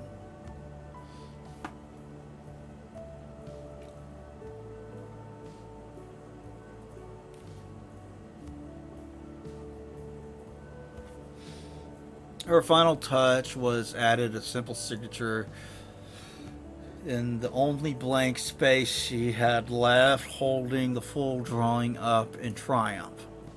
Wow. I know, right? The sheer smugness radiating from her grin lasts for all of a minute, wiped away by another ocean breeze that makes both of us shiver. Even her nose scrunches up in irritation as she sniffles heavily. Shoot! Holy shit, that sounded like a fucking shotgun. Especially as it bounces off the cliff walls. I think even she managed to spook the seagulls nesting in the branches down below. Bless you. She grumbles her thanks as she wipes her irritated nose. You okay? Yeah. She sniffles again. She gets sick. Sea air just sucks. The atmosphere is cooling rapidly too. We should get going. Some warm food would be good. Not yet. When she sees my questioning look, she continues. I want to see the sunset first. You sure?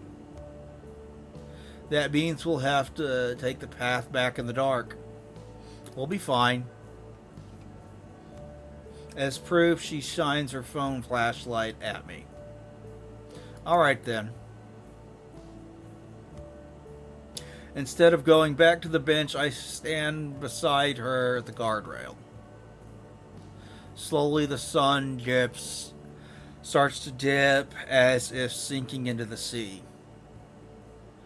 Just watching the natural world move on. Simply me, Olivia, and the wonderful view of our little private spot. Fingers gently wrapped around my hand as I reciprocate until our palms are interlocked. At last, the sun crests the horizon completely, the last ray of light illuminating Olivia's tiny smile.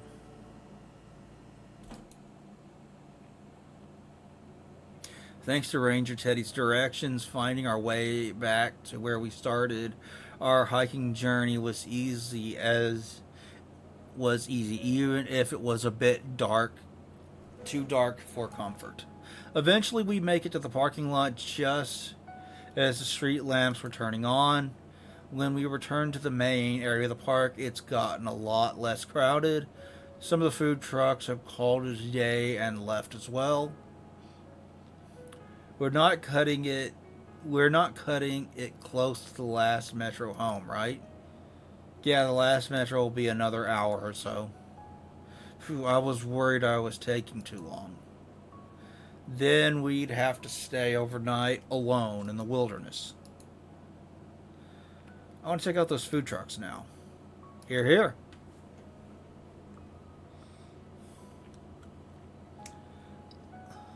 Looks like some of the food trucks are still around, probably to draw in late night food crowd. And there's practically no lines for them either. Neat. Let's see what sounds good to eat right now. What are you craving, Liv? Olivia? I glance over to see she's looking at a nearby playground. Looked a bit derelict, having endured the outside elements for who knows how long. Something catching your eye? It's just that I haven't been on a swing in ages. Really? Back when I was little, yeah, whenever Damien's family took me to the park with them. But then I sorta stopped, safety concerns and all that crap. I'm sure the trucks will be here a little while longer. Would you like to try it? Are you sure? I mean, it's getting pretty late. Come on, we got time. Okay, let's do it. Olivia wheels herself back toward the small play area in the park. I follow right behind her, taking a short walk to examine the metal structure.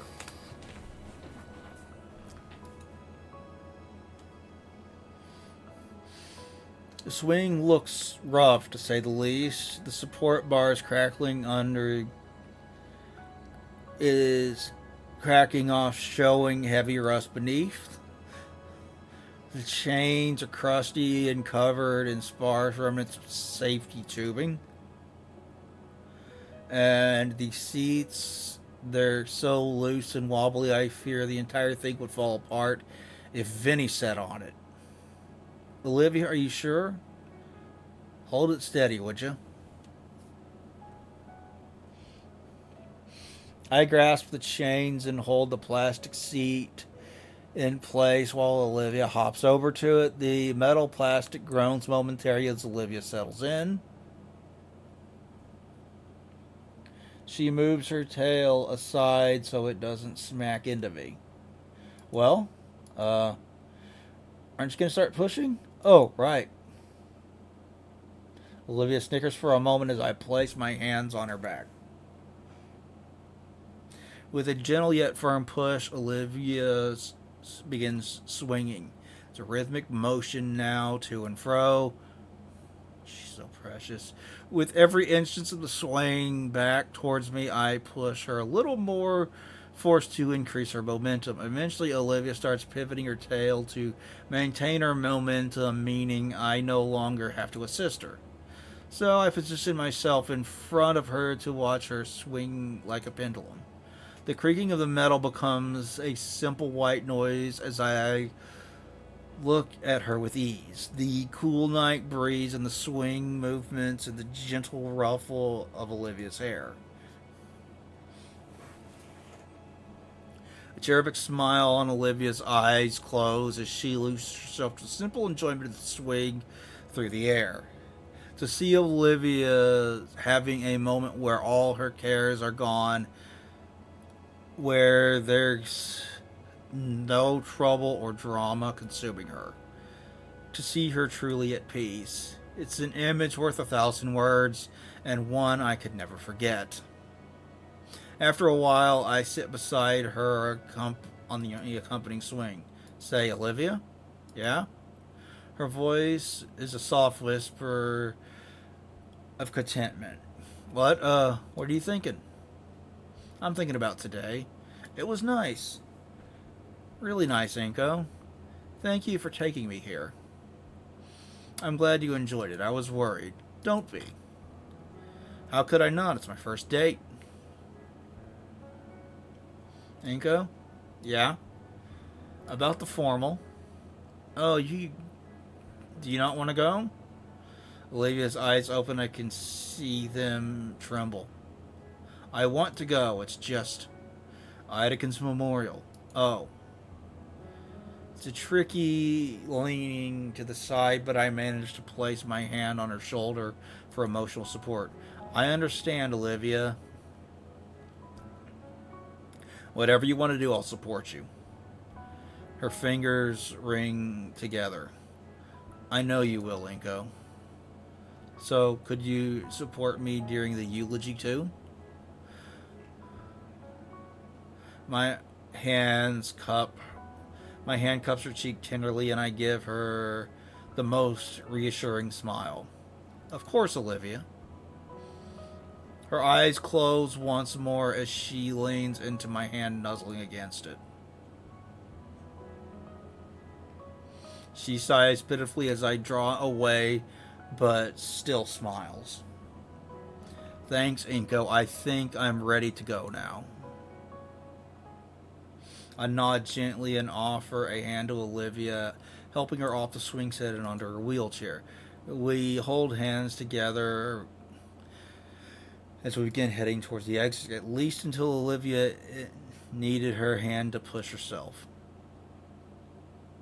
I guess things won't ever really be normal, but I'm okay with that. We grabbed our dinner from the taco truck, savoring spiced meats on flavored tortillas on the go. The walk to the metro isn't long. Before we know it, we're back at the train, racing back home. The ride back isn't particularly eventful, and it doesn't look like there's many people in the cabin with us. We both take the opportunity to admire the cityscape, especially now.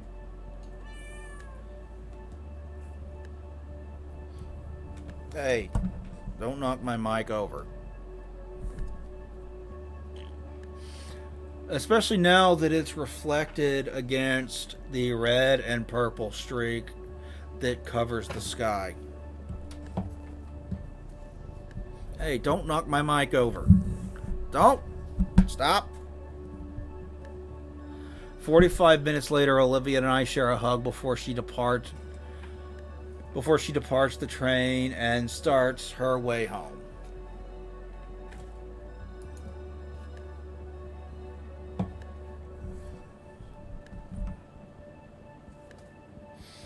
I watch her from the window of the metro as it takes off and her form disappears from my view. I feel an overwhelming sense. Hey! Stop it! Stop it! That went really well. I hope she'll be okay. Stop it! I hope she'll be okay for tonight without me there.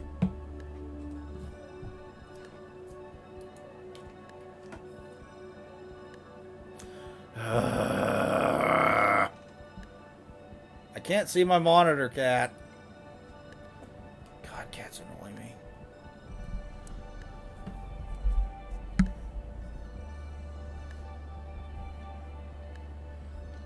Maybe I'll ask Damien to keep an eye on her for me. I should stop worrying so much. She'll be okay, I'm sure of it. It's December. Winter in Volcandera Bluffs is officially here.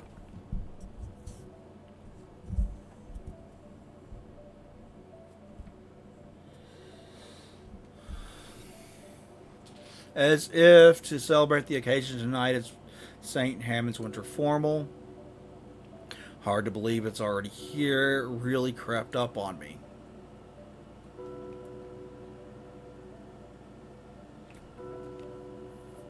Whenever I remember the event coming up, I just force it out of my mind. The whole thing has me pretty anxious. It's like a date, but on a whole new level, like there's some formality to it. I better not mess this up. Anyway, I find myself with a new difficulty in my life. Over and under and around, under, tug. Ugh. I reel and loosen the lethal neckwear from my collar, tossing the devilish claw onto the floor in frustration, scanning over step-by-step instructions. Once more, I try to find where I went wrong with the latest attempt.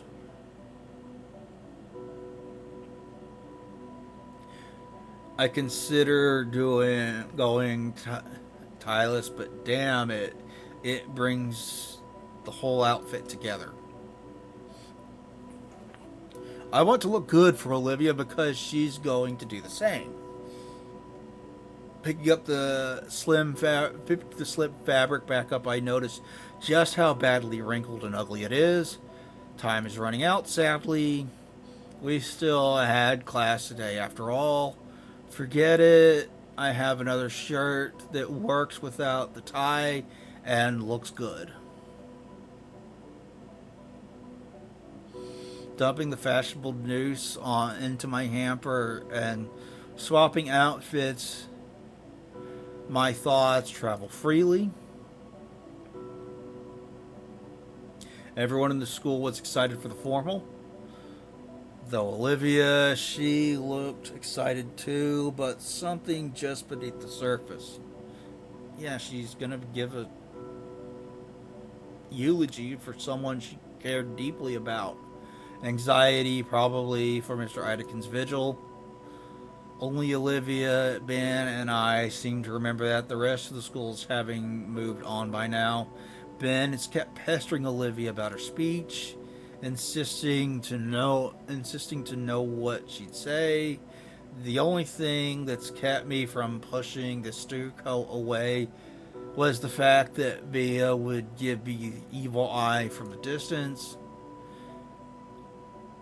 in her janitor outfit. Ha! She deserves worse, but at least she's out of our hair. I check. A check of the time says I don't have any time to try again. Tossing on a piece de resistance coat, I exit the room and head down to my foyer. Tonight's going to be the best night ever. Okay, I'm going to use the restroom. I will be right back.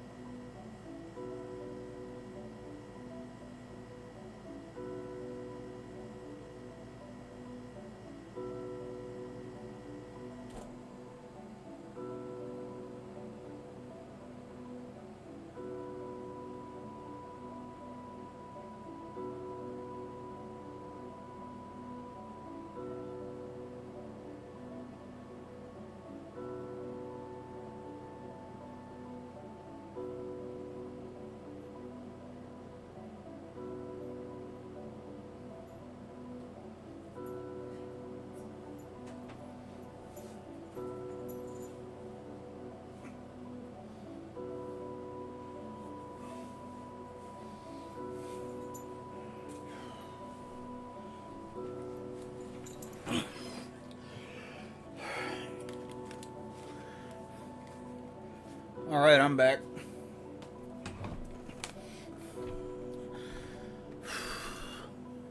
Probably. Definitely. I'll make it the best night ever for the both of us. I head through the foyer towards my front door and wait, Dad's home. Still dressed in his work uniform, hunched over a bar with a half filled glass. He hasn't noticed me. Well, not that it matters. As I open the door, I hear a low grumble from behind me. Back by midnight. Without looking back, I head out. The chill that washes over me is deflected by my formal wear. I can only imagine how hot this outfit would be in the summer. Then again, I did wear a jacket constantly for the first month of school. Speaking of, I can't decide whether or not I want to keep the sunglasses with my outfit. It's hard enough to see outside as it is. Somehow, though, it feels wrong to take them off.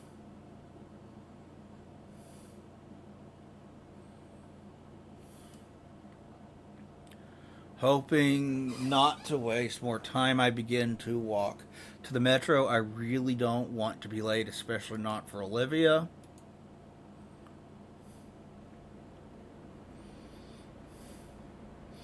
The same ride I've taken countless times this year, but time has a sense of finality to it.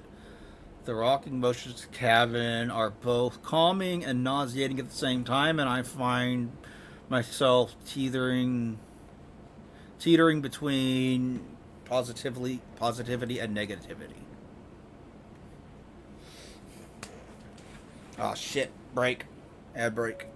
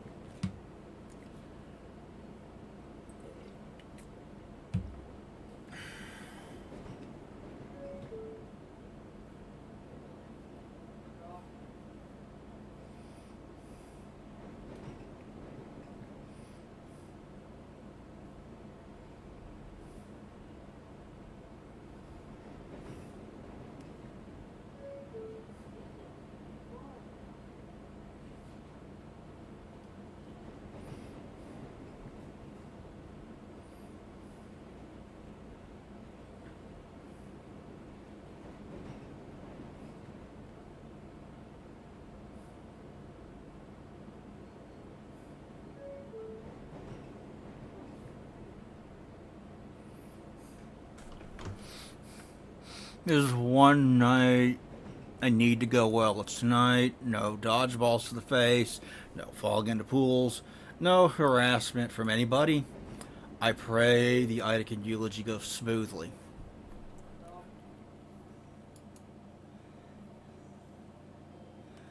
I find comfort and routine walk from the metro to the paying residence. As I stand outside the house, I realize I forgot to bring any flowers.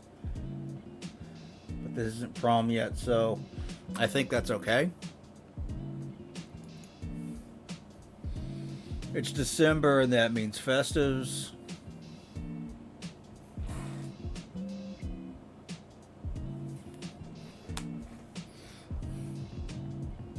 The house is adorned with colorful Christmas lights. Guess who has to put those up too? It was worth it. So Vinny, to see Vinny and Olivia smile like that. But man, at this rate, I'm going to get Jack doing these chores for them. I mean, that part will be good at least. After a quick knock at the door, I wait patiently for the answer. I hear some voice on the other side, something about too cold, I think. It's pretty funny the first time, but they do this every time I swing by. I didn't think the weather bothered them that much. A moment later, Damien swings the door open. Hey, looking sharp, Damien. Hey, Inko. You're looking snazzy. Thanks. This is all new stuff. Think Olivia will like it? Probably, but she's probably just as excited seeing you wearing any old suit. Well, it's the effort that counts, right? Like I said, I want to wear a t-shirt that looks just like the real thing. Yeah, like I wanted to wear a t-shirt that looked just like the real thing so I could get cozier and not have to deal with ties or other annoying stuff, but Mom threatened to beat the snot out of me if I didn't for some reason. I can't imagine why, Damien. Thought I'd get away with doing it anyway, but then Liz threatened the same thing. Girls, right? Anyway, come on in. It's dang cold.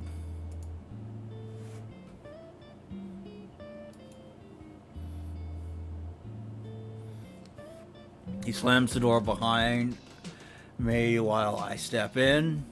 The inside is decorated for the holidays.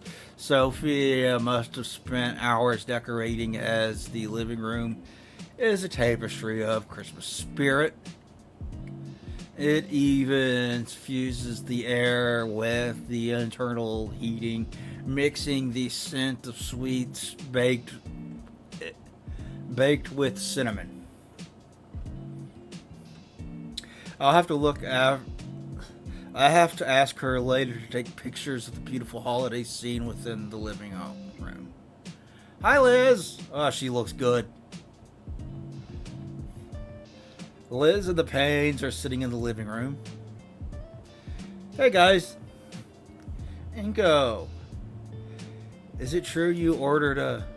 I think that's supposed to be a surprise for her. Oh. Thanks again, though. It's crazy getting one of those. Yeah, Olivia's gonna love it. I really feel like we should have pitched in more, though. Don't worry about it. It was my idea. Alright. Nice suit, by the way. Why, thank you. Damien nonchalantly takes a seat on the couch next to Liz and wraps an arm around her like it's no big deal. Yipe! Damien looks at me and flickers his eyebrow. He knows what he's got. What a player. I should try that with Olivia. Mrs. Payne can't hide her excitement any longer. Ah, that's precious. My little boy's all grown up now. Mom! Hey, if your mom didn't embarrass you like that, I mean, that'd be shocking, right? That's her job. No. Now, Damien, it's your parents' God-given right to tease you. One day, you'll be doing the same thing to your kids. Blake, you guys better not be like that all night. Where's Vinny? I need him. Vinny's with his karate team. They're having a big sleepover. Not risking our little rascal messing up anyone else's outfit for the big night. Oh Lord, yeah, the idea of acid from my evening gown. I'd just die. Damien sniffles dramatically. Stop it. So, don't worry, Olivia's just getting ready. Mrs. Payne's voice carries a tone of worry to it. Turning her head, I see the older woman staring at Olivia's door. What is it, ma'am? She shakes her head with a smile, just shy of unease. Oh, nothing. I wanted to make the night extra special for her, so I decided to break out my old sewing machine. We were going to tailor the dress together, but another shake of her head. It's fine, Inko. Was it, though? What if it wasn't? What could I even do if it wasn't? I nod and lean back, letting small talk between everyone else continue. My concern only growing heavier as we wait, though. And inevitably, Honk honk. That must be your ride. Oh dear, I'll go and hurry Olivia along then. My voice is quick to cut her off. I'll check, Mrs. Payne. All eyes on me are questioning why. I'll check. Damien, Liz, can you hold the driver for a bit? Damien flashes me a big thumbs up and heads out, Liz's body following after. Don't take too long, okay? Her head departs after a nod.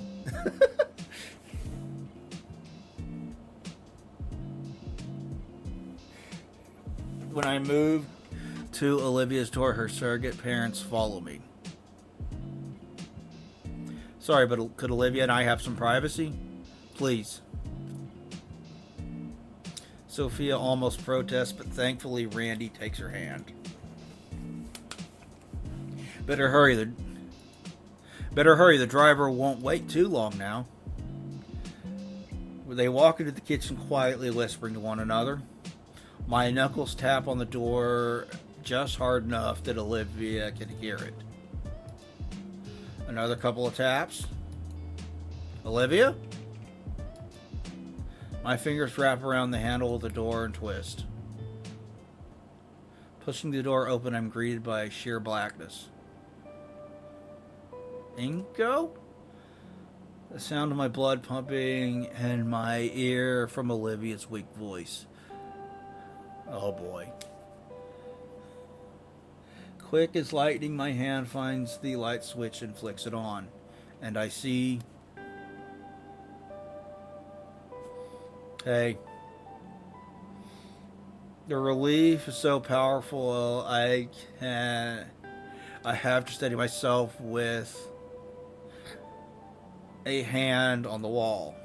I don't know what I was expecting, but Olivia is okay. Just, you're not dressed. Wrong words. Olivia sits atop her bed in the clothes she wore today at school. Not the handmade dress that's on her wheelchair.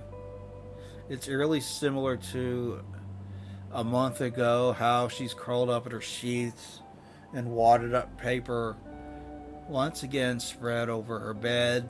The only difference this time is Guts is sitting in my spot, chewing idly on one of the pieces of paper. Olivia picks him up, nuzzling comfortingly into her plush pet.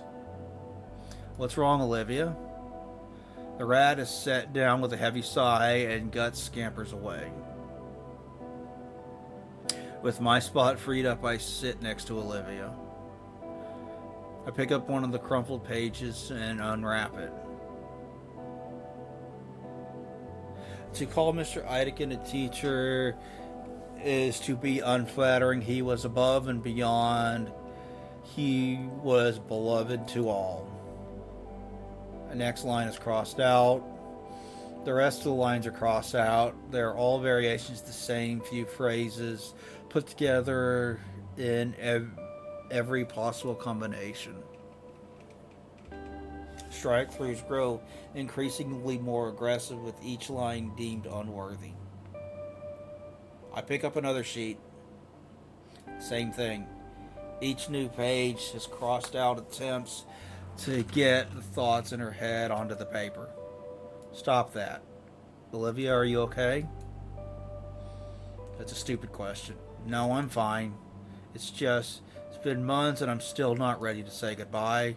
Meanwhile, everyone else has moved on. Stupid, isn't it? I understand. You don't have to give the speech or anything if you don't want to. Olivia sags and sways until her head is laid softly on my shoulder. Poor girl. I feel her fingers intertwine with mine, and I finally allow her anxiety to escape with a heavy and slow exhale. The moment of tranquility is then shattered by a blaring horn. Honk! What is that? Ah, crap. I take my phone out to see half a dozen texts from Damien and Liz, all of them expressing my need to hurry up.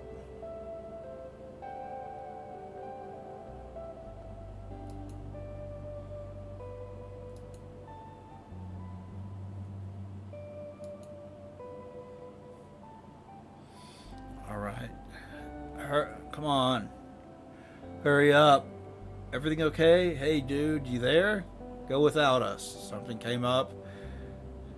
We're gonna do something else. Alright, take care. With a heavy weight, with that weight off our shoulders, I let my phone fall onto the bed with us.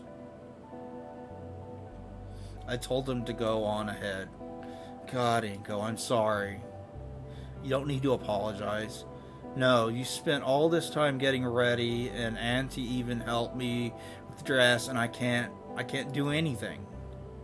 Come on, Olivia, don't worry about it. I don't need to go to the winter formal. I just want to spend time with you. And we can still do that. Still, I don't want to sit around here, not again. We go out somewhere. Any ideas? Nothing comes to mind. We could just take a walk around and see what happens. The Christmas decorations out ought to be in full swing, if nothing else. Takes a few moments, but Olivia's eyes slowly begin to light up. Okay, that sounds a little fun. They're gonna miss the formal entirely, aren't they? And she's not gonna be able to give her eulogy, isn't she?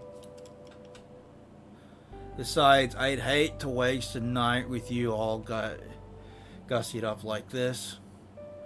Her sultry grin grows as she eyes me up and down.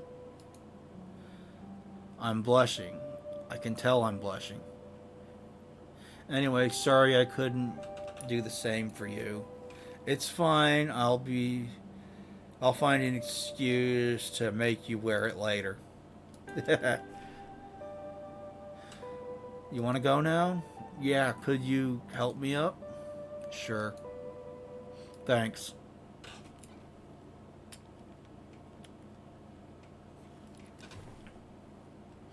I stand up from the bed, bring over Olivia's wheelchair, helping her onto it slowly. Let's go. Grabbing the chair from behind, I guide Olivia out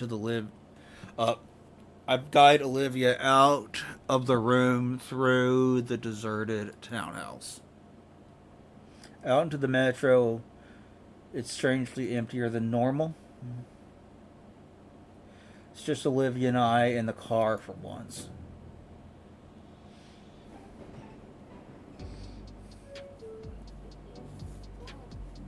Now that I think about it, everybody is going to be at the formal, so really it's just Olivia and I tonight in general. The metro gently sways back and forth while we wait for my stop. I glance over at Olivia through my sunglasses. She's turned back, staring out the window, drifting through her own head as she repaints the world in her image. She does see things differently than most. Fuck.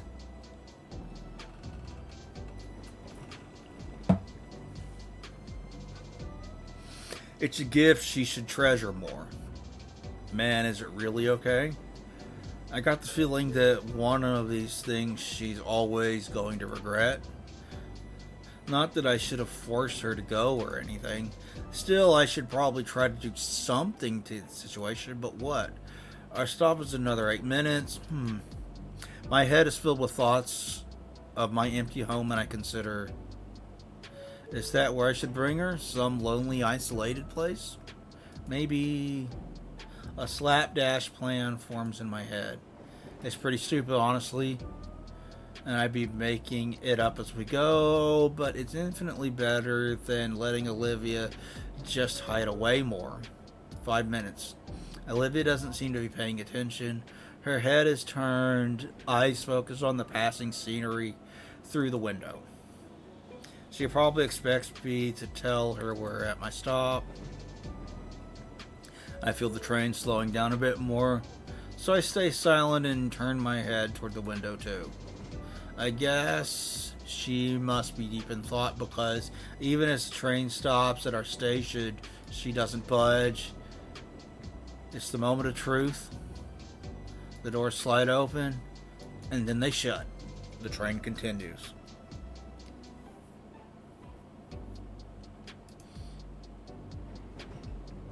We're now in untested waters. The train takes us to an unknown destination. Hope it's a good one.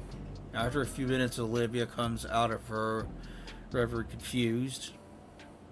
Wasn't that our stop? Oh, was it? Whoops. Oh well. Oh what? Inko, it's going to be hours before it lips back around. Well, we can get off at the next stop and wait for a different train. Or a taxi back, no biggie.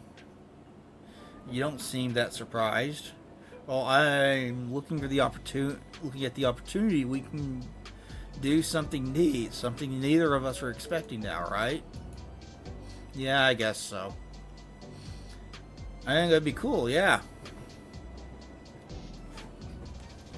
She's a precious bean and I love her. Metro starts slowing to a halt. I squeeze Olivia's hand. Adventure? Yeah, adventure. I gesture out of the door in a polite ladies first manner, and I start pushing her once she's away from the wall. The cold December air hits like a brick wall. It would. Jeez, it's freezing. We exit the metro onto a carefully placed stone path. The district is enchanting, older buildings faded, stone, brick, and colorful lights casting them in a magical glow. Older but well kept, and we're moving along the cobblestone road. I feel as though Olivia and I have gotten off the train in another time period entirely. Gas lights decorated with tinsel replace the modern street lamps that normally light up the sidewalk.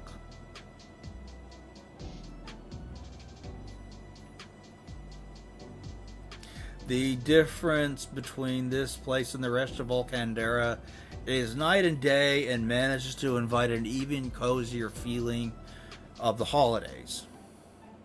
Whoa. This city's old financial district turned tourist spot. Hard to believe it's managed to stick around after all these years. You been here before? Dad took me once.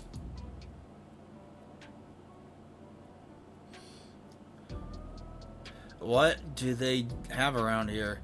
Just some restaurants, shops, usual stuff tourist spots gonna have. I think there's a few small art exhibits here too if you want to see those. Sounds good to me. We continue walking down, admiring the district side by side. There's a few other dinosaurs around in the area, but noticeably clear. They're all well wrapped up for the sake of heat retention. Thick coats and puffy jackets were primary apparel, with those added scarves and beanies to further aid in keeping warm. Though even with it beginning to being purely for necessity, there's clearly a winter fashion scene to take advantage of. A small noticeable chattering noise pauses my current train of thought. I look over Olivia, who's doing her best to stop herself from vibrating in her chair. Only now it dawns on me that Olivia's hoodie is the only thing shielding her from the frigid climate. Hold on a sec. I quickly undo my undercoat and drape it around her. Thanks. It's worth getting my ass handed to me by Snow Miser. Snow Miser. I see what you did there, game. If it means keeping her somewhat protected from the cold. Shall we? A bit more of walking, we find ourselves at a quaint bistro. Thinking about it, I'm a bit hungry. Just a few tables inside, but outside seating looks relatively open. There's even heat lamps near each table. I gesture toward it. Olivia glances over. She considers giving a brief nod. Then we enter and share a mutual exhale as the warm embrace of modern air conditioning welcomes us. There's no line, but their tables are all occupied.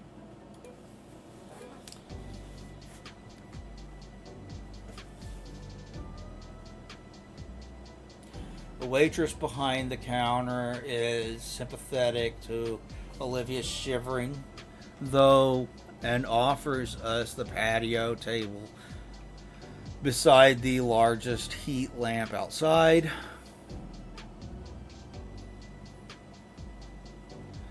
Our order of burgers, sounds delicious, and fries quickly makes its way, and we're ushered into the warmest spot in front of the restaurant.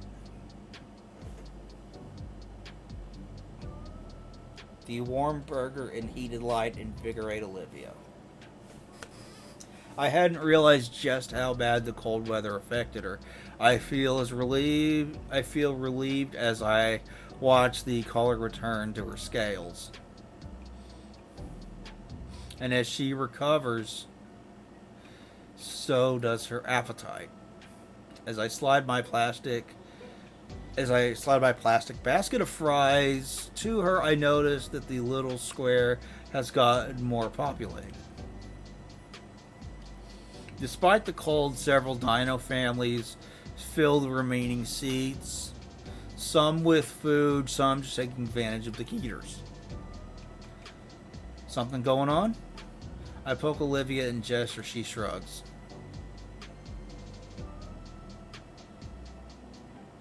A few more minutes, oddly dressed groups crosses the middle of the square. Compared to everyone else, they're very underdressed for the weather. Wearing fur vests and oddly baggy shorts. There's 10 of them in total, a family of feathered raptors. Swallowing a mouthful of burger, I turn to Olivia to ask and see an excited grin on her face. You know them? Shh. Oh man, I forgot. It's Friday night. There's always live performances here. Just watch. Whoosh. Whoa.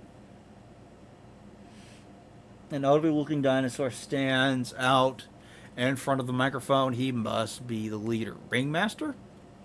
Good evening, everyone. It's a truly magical frosty night out. Let us warm things up with a little bit for everyone.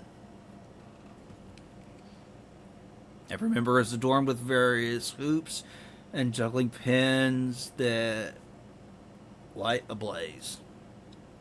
So, please gather and let the Ashtail clan share a little fire with everyone. And I will introduce myself. I am Fire Master Alejandro.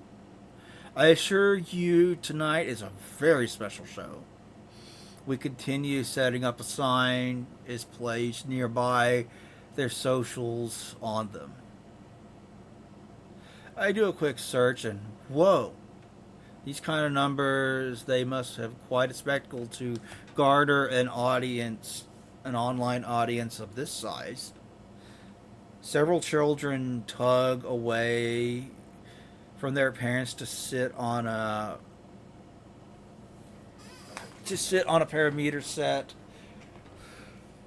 with rope one of the members had laid out. It makes me just a bit nervous. They're professionals, I hope. We begin with the traditional Bateria del Fuego. A drum beat starts playing from a nearby amplifier. It's steady, strong beat, no doubt meant as a metronome for the group.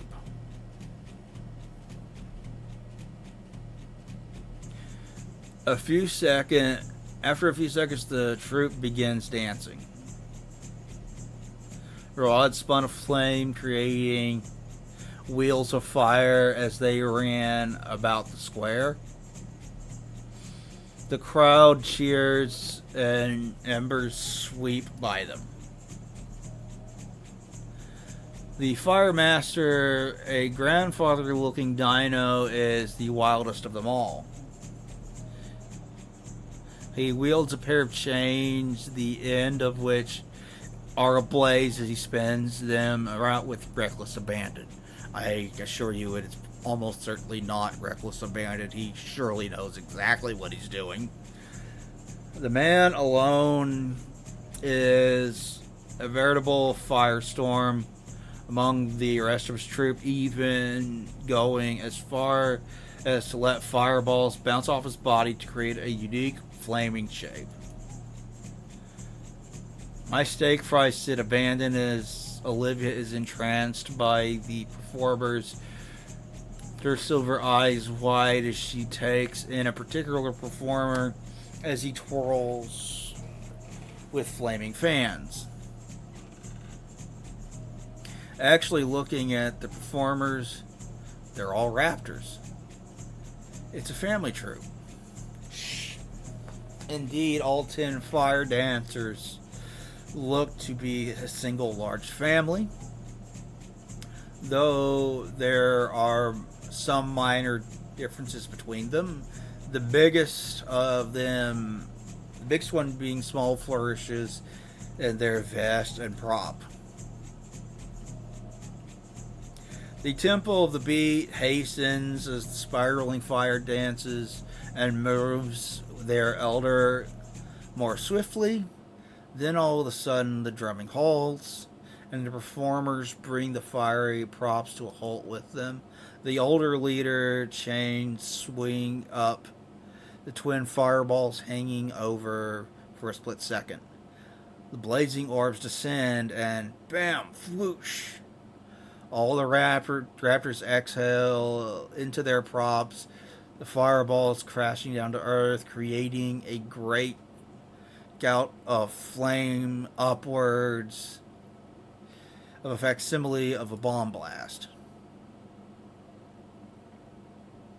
The fire recedes and the members of the troop regroup, and the ringleader once more taking from the center. There's applause. A lot of applause. I didn't even realize I was clapping wildly until I felt my palm sting. The elder dino motions for the crowd to quiet down once again, and we all listen. And we are all silent as he makes to speak. Thank you, thank you. His accent thick and his tone gravely further showing his age. For those of you who are new to us, we are the Ashtail clan, the Ashtail family. The other 9 members hoot together, blowing small flame pillars. Having been in these mountains since time immemorial, he saunters over and opens a square, casually twirling his chain as though there weren't a softball-sized fire at the end of it.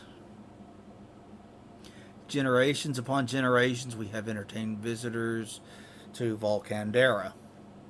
I, Alejandro Ashtail, am the 7th head of the family. He pauses and let the crowd take in information and then struts back to the family. There's murmurs, even the other performers look confused as he wraps an arm around the female performers and moves back to the center with her. And this is my granddaughter, Michaela. Alejandro pushes the younger woman forward, a shorter and more lanky raptor compared to the stocky leader. She looks to be about our age. Greetings, my friends. Tonight is also a special show for another reason. It marks the 25th year I have led this group. It is quite a lot. Is it not hard to tell when you are getting gray hairs, when so much of it tends to be singed off? He paused for a chuckle of the audience. However, the sands of time stop for no one. So that being said, it is time I step out of the spotlight and give a new generation their time to bask in it. And as I take my leave, it is a great honor to be declared that she will be joining the ranks proper. I have taught her everything she knows, and I am proud of her. So please welcome her and expect great things from her, for she will be inheriting the title tonight. Okay? The entire family is whispering to one another now. This isn't staged? Ah, Michaela, you are of age now. 25 years to the day my own granddaughter has bestowed upon me these chains. My own grandfather had bestowed upon me these chains of leadership on this very spot. The crowd owes. And on this, my 25th year of performing, I find you are ready, my granddaughter. The chain finally stops spinning. Alejandro is now holding and presenting them to the crowd and then his granddaughter. Go ahead. Go on, the crowd. She awaits. Michaela hesitates, her hand shying away from the chain as though it will burn her. I mean, she looks nervous. Grandpa, this is...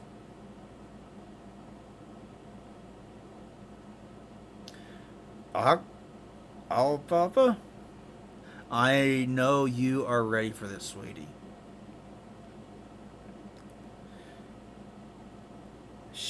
He looks her in the eye, and his once bombastic tone is now more soothing. You've devoted your life to our traditions, absorbing all the lessons in earnest. You have the fire inside you, just like the fire I am giving you now. The Fire Master turns to the crowd with a gigantic grin, his voice larger than life. Do you agree, my friends? A thunder of cheers and clapping echo the crowd, fully invested in the family's ritual taking place. Someone starts chanting her name, and soon even Olivia and I are chanting with them. Michaela, Michaela, Michaela. Our voices invigorate her. She is cute. With a loud and triumphant whoop, Michaela takes the chains from her grandfather. The balls of flame spin once more, far more wildly as she hollers uproariously along with the crowd. Yes, Michaela, now go. It is your show to run now. The old dino meanders back with the rest of his family, taking up Michaela's abandoned baton before taking a seat amongst the crowd near us. My friends, with great honor as the 8th head of the Ashtails, The other 8 performers once more exhale a tall pillar of flame. Let the show continue.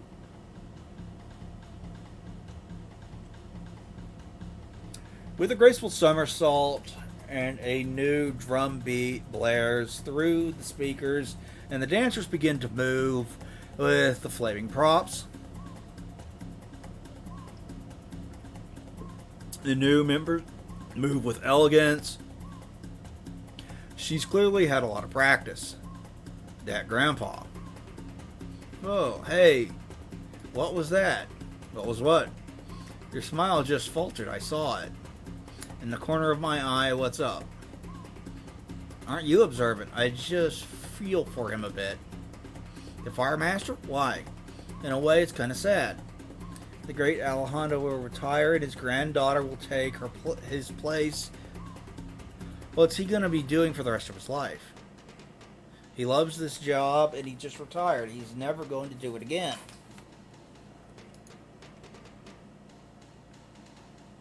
He's going to enter his twilight years now and know the best is behind him. Is that what you think? It's what I worry about. Olivia takes a look back at the show. The newest member dancing elegantly. The performers laugh and hoot in the square with the new leader of the troupe. Compared to her grandfather, she's far more energetic, and flourishes and sweeps are faster than Alejandro's. But even still, for snippets of a second, I would see some worry across Mikkel's face. Oh, ad.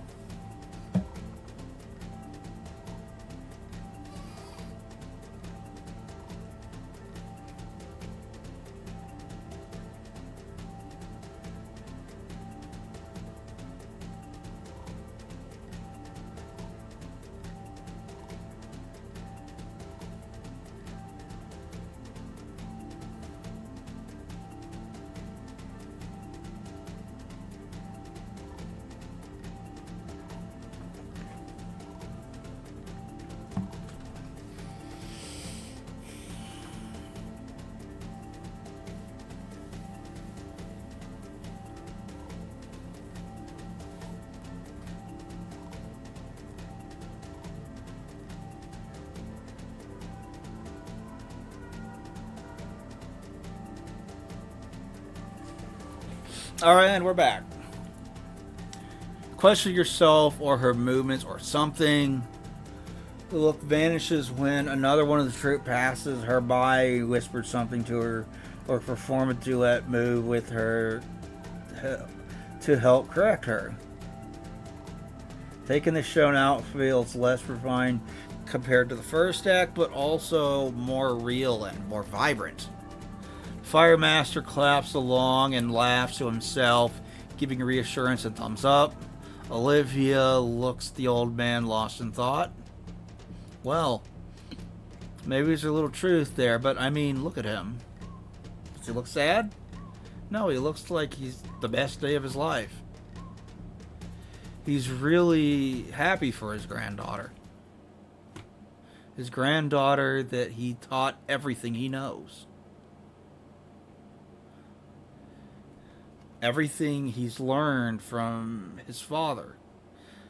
One day the torch passes on to him,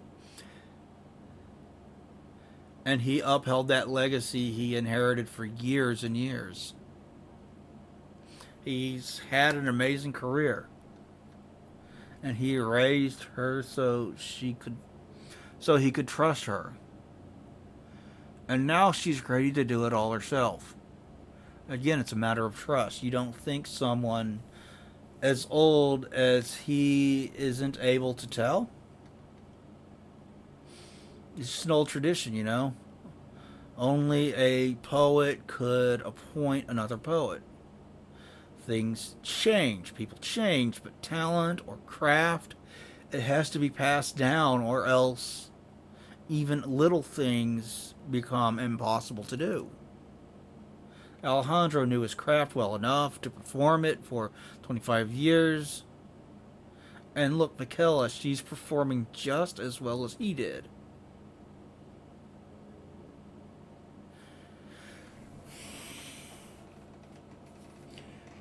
He knows better than us, Inko. I don't think he's wrong for wanting to pass on his legacy. To pass along everything you know, like that's some, like that to someone you love. To grant that person with their purpose. That's why he's so happy. Life's full of uncertainties. To raise someone to take your place is one of the biggest challenges. Moving forward with no fear of the future, after all, making it so even the apprentice can become a master and pass what she knows just the same. The biggest challenge turns into a great blessing. To keep going even when it burns. Always moving to a final victory. And in the end, he won. I wipe a tear from my eye. She leans into my hand. Somewhere in there, something has changed. He started referring to two people. I want to tell her, but she knows. I think I'm ready. Inko? Inko, I got it. You got what? I really can't explain it right now, but it's more of a feeling. It's like a flame. We need to go back. What are we waiting for? Let's go. She yanks my hand and starts burning rubber toward the direction we came from. Olivia, go where?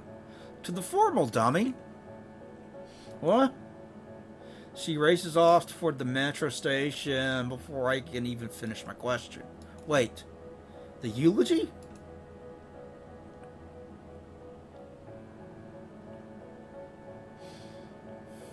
I take off after the uneven cobblestone, making catching up very difficult. As I pass the propped up sign, I stop.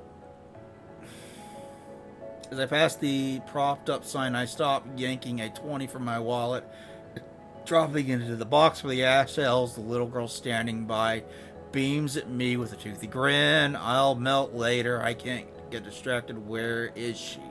Aha! I catch up to her speeding towards the metro station.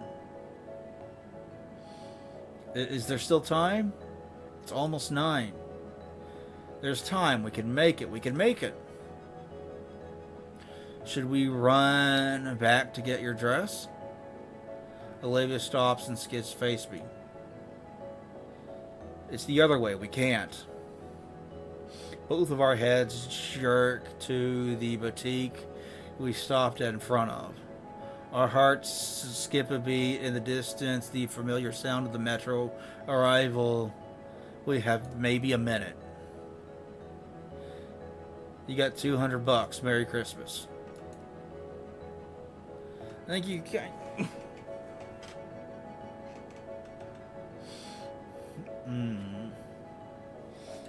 Olivia drags me into the store, scanning for anything she can find acceptable. What kind of dress do you want? I don't know anything about dresses. Shit, okay, what's your favorite color? Green, the fuck do you think? Of course it is. Shut up. You know the fashion shit, you pick something. Okay. Time slows as I go scan the shelves, cataloging all possible dresses in sight. There's got 3 green dresses on display. Lime hard bust wiggled dress looks like something I'd hurl on. The Grande Verde classic wrap dress aged faster than the wine guzzling wench that made it, which leaves the newer Little True's deep green dragon perch kimono. There's a little... Yes, it's beautiful. I'll take it. I toss it over to her and she catches it. With the dress in tow, Olivia wastes zero time and speeds right to the door with enough force to nearly yank me off my feet. I have to stop the shop owner from giving chase by hastily handing her two Benjamins. Wait, Benjamin Franklin exists in this universe? Sorry about that. Keep the change. Merry Christmas and Happy Holidays. Olivia's still trying to put on the dress. Trying to put the dress on already and still move forward towards the metro. We're right there. Lift your tail. She understands and quickly shifts her tail up into an upright position right before I grab her handles and keep rushing forward. Right as the doors start closing, I muster the strength I have in me to boost Olivia into the cabin. I managed to throw myself into the inside just before the door could close on my foot. I slide Olivia to the side to stop myself on the armrest of the opposing seat. I'm left breathless. The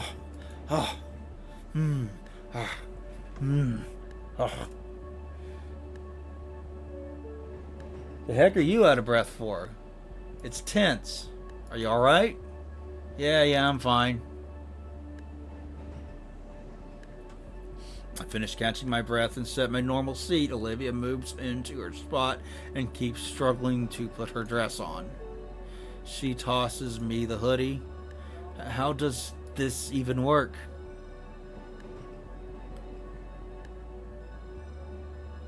Olivia waves the kimono around with a signal flag, confused as what goes where.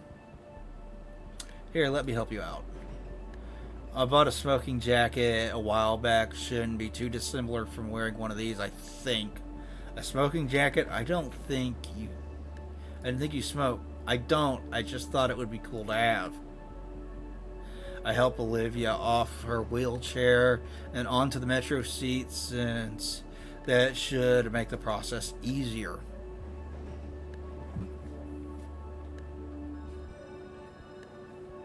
It takes a bit of a trial and effort. A quick snoot tube tutorial.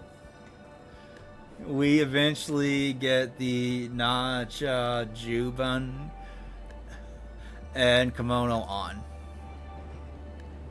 Totally aced the pronunciation. No, I don't think I did. Making sure all the knots are secure and her tail poking out of the accompanying slit in the back of the dress, I help Olivia onto her wheelchair. Oh, she looks so good in that. You look amazing, Olivia. Well, how do I look? I take a good look at Olivia in her dress. Even though this is the last minute, she still managed to take my breath away. Oh, she looks amazing in that. She looks so good. She really, oh. You look beautiful. You're just saying that. I am, but it's the truth.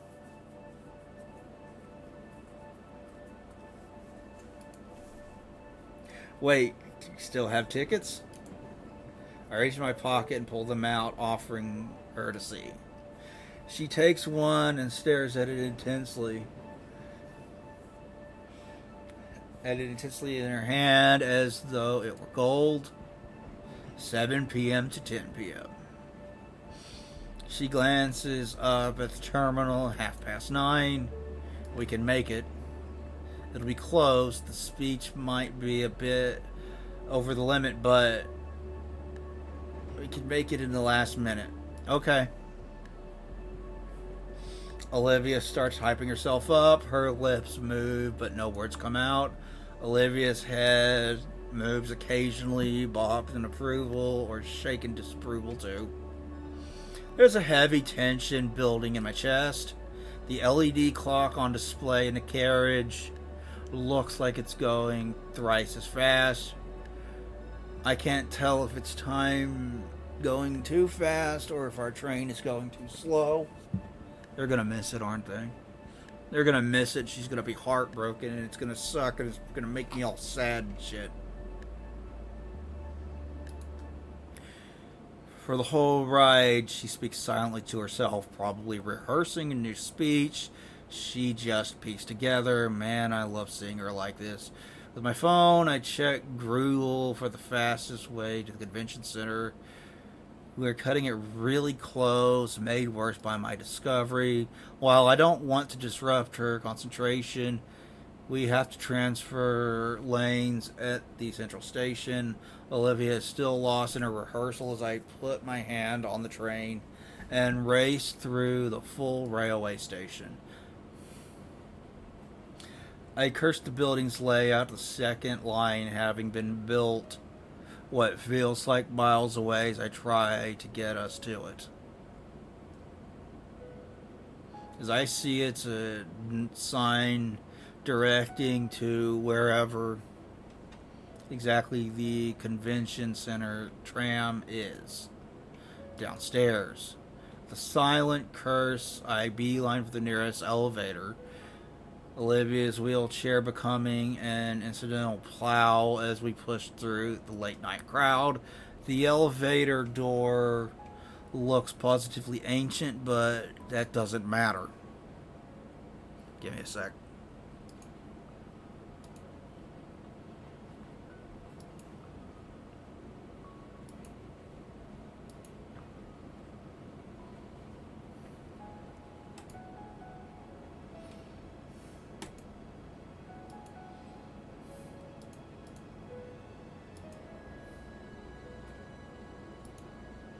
Alright.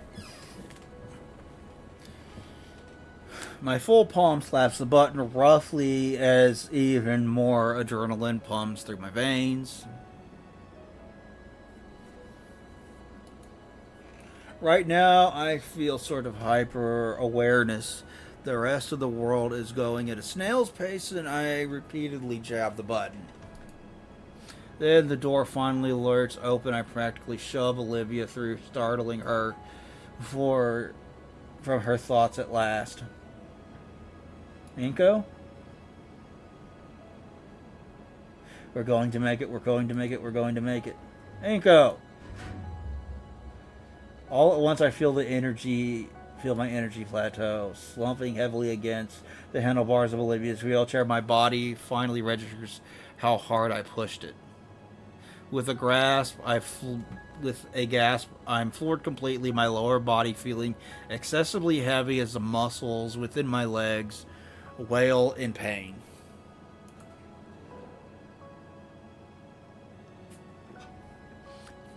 And the elevator doors reopen. Olivia thankfully wheels herself out. I hang onto the handlebars and drag my feet after her. The transfer train is here, thankfully. We're going to make it, Olivia. You said that already, Inko. Are you alright? She peers back at me over her shoulder. I simply smile and wipe sweat from my brow with my sleeve. Getting aboard the new train, I allow myself to collapse into the seat by Olivia. She's precious. Look how good she looks in that. Olivia keeps looking at me with her moonshade silver eyes filled with worry. My only response is a tired smile and thumbs up. Second metro line goes as fast as the first. 9:45. I don't dare interrupt Olivia here. She continues mashing all the right pieces together in her head.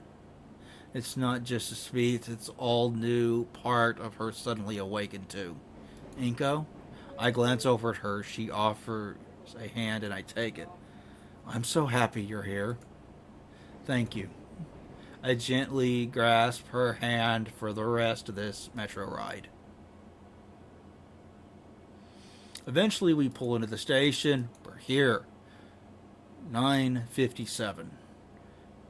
It's right outside, a straight shot to the front door. The doors are open, and a few couples start exiting. That's fine. People leave these things awkwardly all the time. A tinge of fear mars over Olivia's face. I give her a reassuring smile and start pushing her out past the inflow. The convention center is just up ahead, covered in what must be hundreds of feet worth of sparkling fairy lights.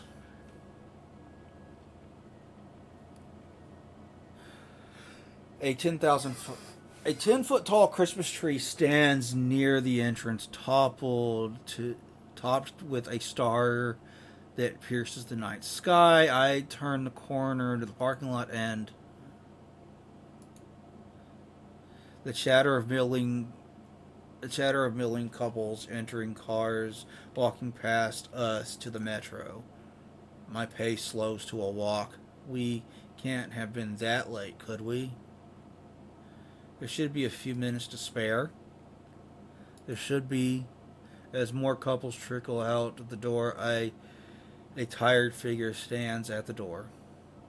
Hi, Ben. How you doing, buddy? He's holding the door open for a few more couples. I stop in front of him, and he notices us and stops to stare.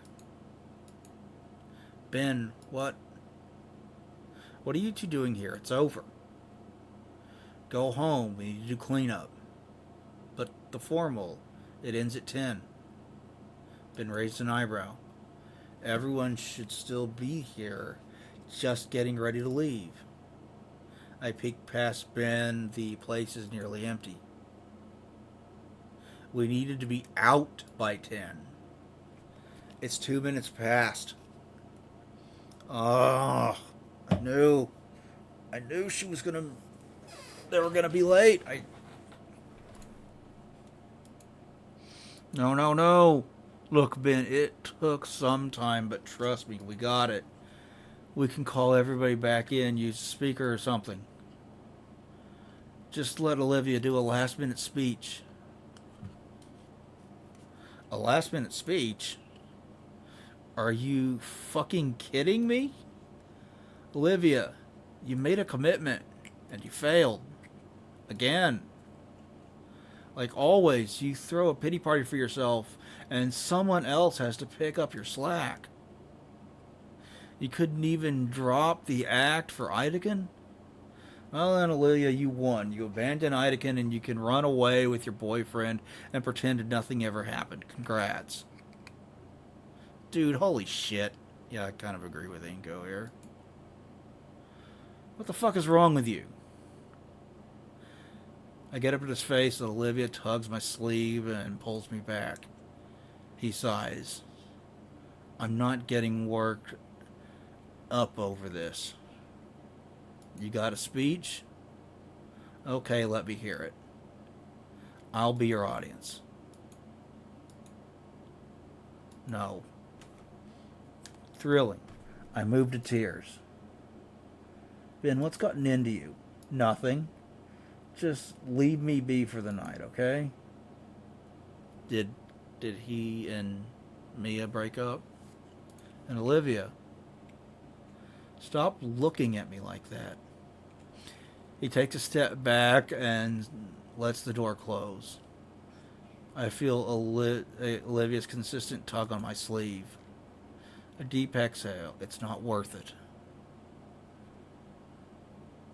The walk back to the metro was silent. For us, at least. Shatter couples around us is lively. Tales of the night well spent, how fun it was, impromptu plans being made to visit each other's places for the night, but Olivia's just left out of it. She was so excited before. It's like something clipped her wings. Someone. I'm not letting that guy live this down. A heavy gloom hangs over Olivia's head. Sitting silently in the empty chair, in the empty car with her, any previous words I had to help are simply gone.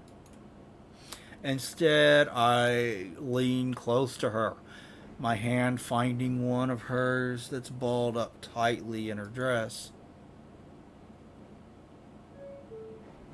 My fingers softly unwrap hers, carefully disentangling them from the soft cloth in her grip. Her head tilts upright just enough that I can see fresh tears trailing down her cheeks. Olivia. Once more, I take her face in my other hand, my thumb wiping away a track of tears from her.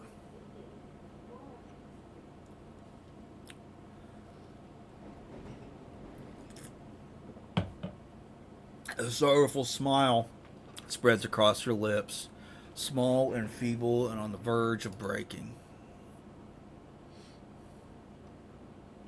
Rising from the seat just enough, I bring myself closer to Olivia. The hug is awkward and shaky from the rocky start of the from the rock from the rocking of the train, but I keep tight hold of her, cradling her head against my chest. Olivia's tears soak my suit jacket, already ruined from our failed attempt to get to the formal. I couldn't care less for the damn thing, though. All that matters right now is being here for Olivia. My front door opens easily enough, and I slowly wheel Olivia into my home. I don't know who is more tired, but I know for a fact I need a change of clothes. Olivia? She simply responds with a non-committal grunt. I, uh, I need to change out of this. Another grunt. With a gentle sigh, I set Olivia's hoodie on her lap. I'll take you to the guest room so you can change too. A third grunt with a nod. After I bring the girl to the guest room on the ground floor, I scale my stairs slowly. Once away from Olivia, I feel the full weight of my exertions tonight. My arms feel leaden, my legs a wobbly jelly. Jeez. The want to just collapse and sleep drops violently on my shoulders. But I find strength to haul myself into my room, to struggle to remove wet, sweat soaked clothes from my body. Removing the undershirt almost made me slam face first into the wall. How did she get upstairs? Ow! The cool, hard wood on the floor feels amazing on my scaling body, even if my tailbone feels bruised. Olivia is kneeling in the doorway, back in her usual hoodie. Seeing her concerned look helps dull the pain. I'm fine. Good. She shuffles further into my room, her eyes roving around my walls thoroughly. I consider standing, but my legs could use some reprieve. I simply reach for the clean shirt I set aside and slid it swiftly on. Nice room. Thanks.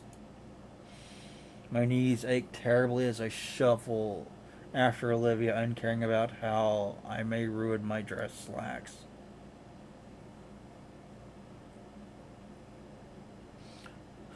Olivia plants herself at the foot of my bed, and I take the spot right next to her. Her hands find mine immediately. Her head lands on my shoulder. We simply sit and relax like that. The stress from it all oozes off me as Olivia nuzzles against me. It's an odd sort of silence, serenity that settles on us. No sound at all except for how breathing each puff of air, taking with it more and more of our worldly troubles. Inko? Her voice is soft and steady. I'm sorry about tonight. It's all my fault. I lean my head against hers and shake it in rejection of her statement. It's fine, Olivia. I don't blame you for anything Ben said. But if I had realized sooner, I shook my head again. What matters is you figured it out. And I'm sure that Mr. Idekin, her breath hitches at his name. I mean, you understand what's important, yeah? Her head bob, her head bob of agreement presses her silky hair against my cheek. What matters now is that we're together and enjoying the rest of the night, okay? She bobs her head again, and I can feel her anxious sigh escape from her. So, what do you want to do? We could watch a movie, or maybe I could show you some photos, or Inko? I pause to hear out what she wants. I just like to stay here with you. Of course. Another pause. But, what is it? Just name it, Olivia, and I'll do my best. Well, you could turn the lights off. The lights?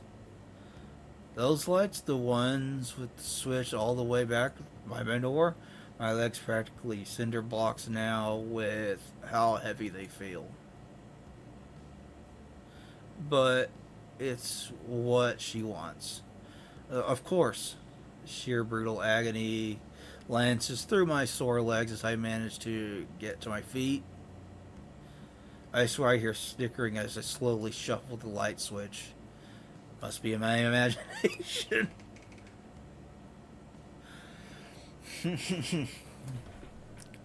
Once I manage to get to the wall, it is a simple matter to flick the switch off and douse my room in evening darkness.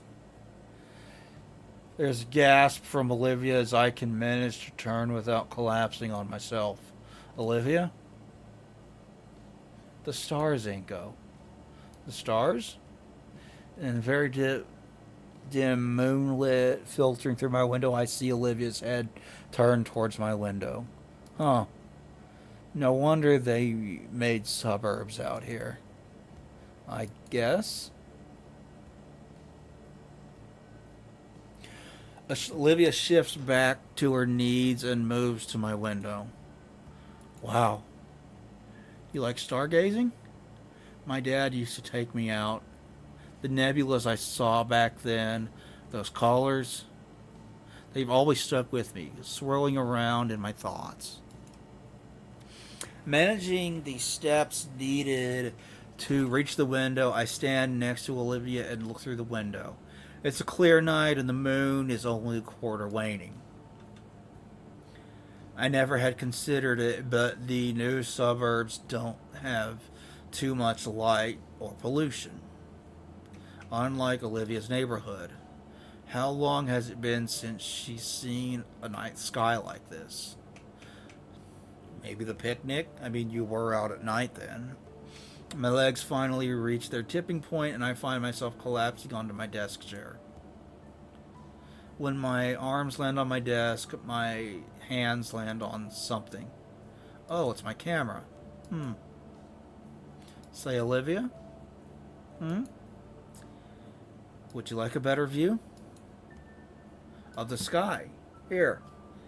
I find my tripod and search my desk for my biggest camera lens. And with practice set up, the camera's pointed right out of my window, aimed at the cosmos above. And then the whole thing is connected to my computer. Presto, our very own observatory. The screen fills with the beautiful high definition feed from the camera. I slide in the computer chair to show Olivia. Whoa. Wanna come see?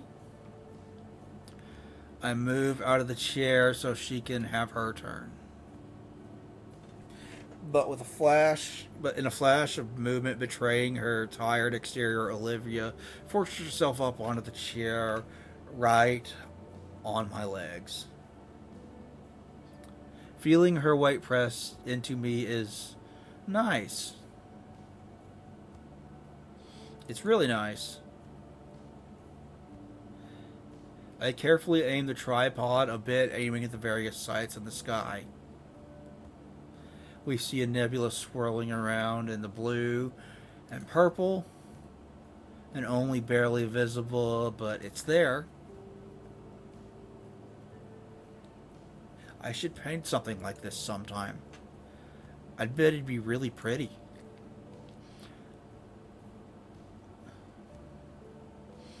I don't think I could do it justice. You don't think so? I'd like to see you give it a shot.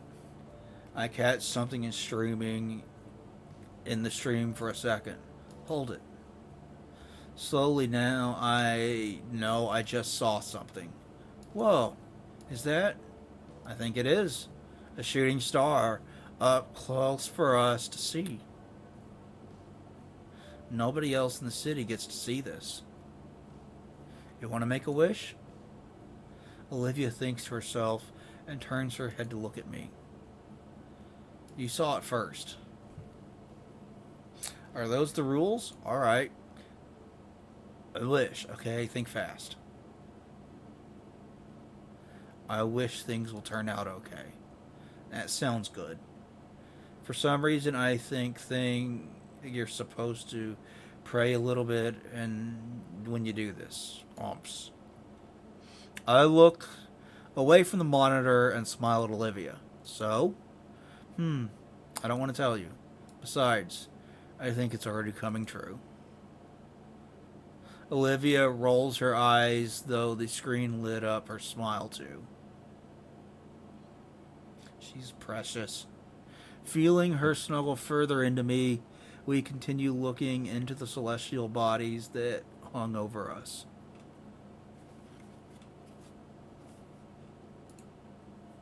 My arms wrap around her midriff, holding her as close as possible. That's how we spent the night together. Just us and the stars. Nothing else in the world. The purr reverberating from Olivia and through my chest slowly soothed us both to sleep. Yes, that wish is coming true.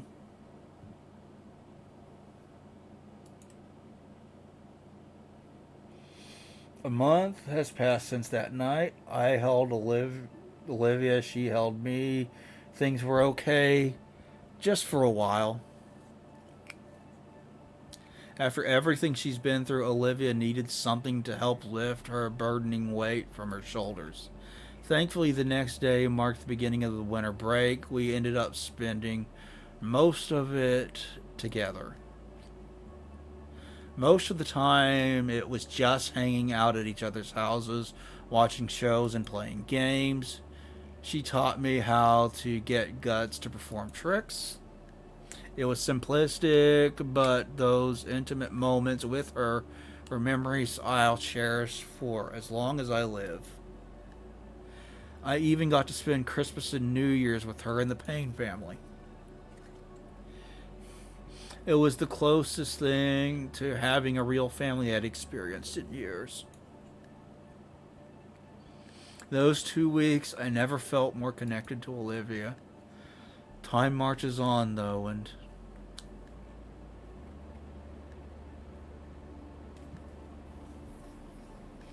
the future draws closer day by day.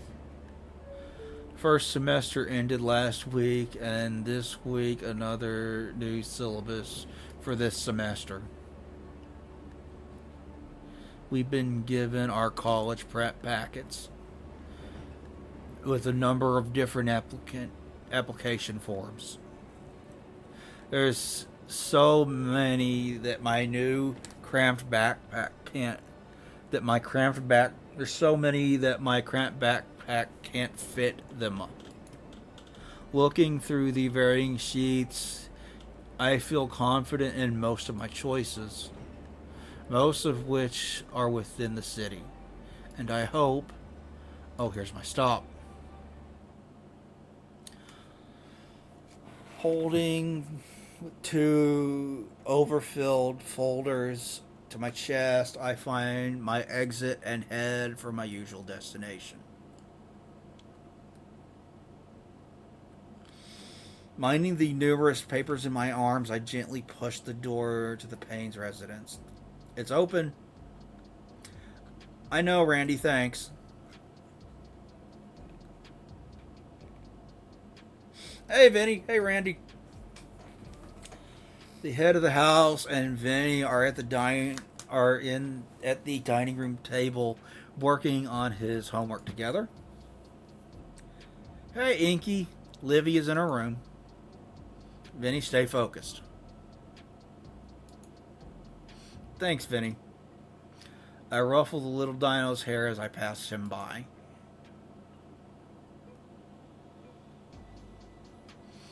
Pushing through my girlfriend's bedroom, I come to see her. Oh God, look at me. It's perfectly fine for me to ignore your iframes and one-shot you with some bullshit oversized turd-looking sword. Raging once again at her laptop games. If it makes you angry, why don't you switch to another game? No, I'm almost enjoying my anger. Relatable. Oh, shit, ad.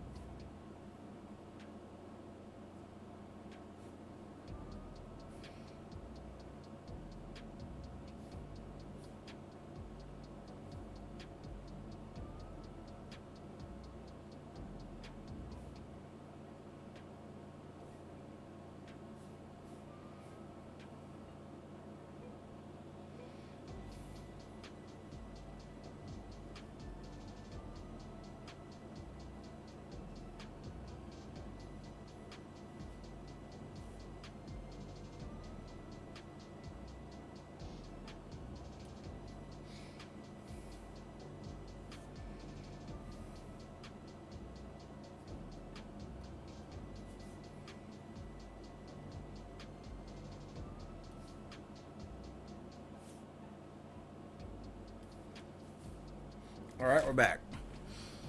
She snorts and shuts the game off, twisting around so I can hug her from the bed. Hey, Inko? Hey. Olivia sweeps her laptop aside and give her room. I allow my backpack to drop onto the floor and set one of the overpacked folders on Olivia's lap.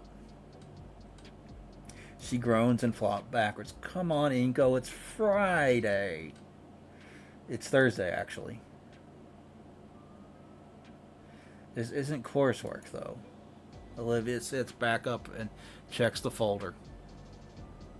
Then what is... Oh, these.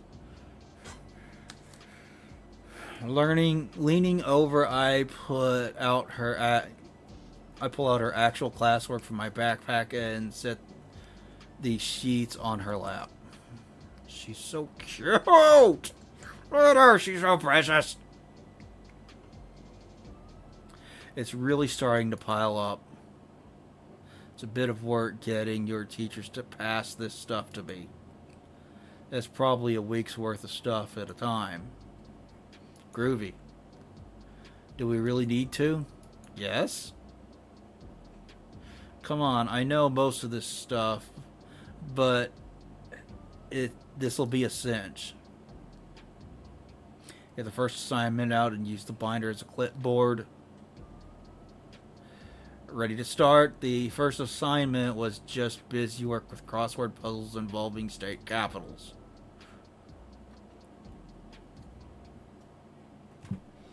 While Olivia lazily drags her mechanical pencil across the page, filling it out, I bring it up.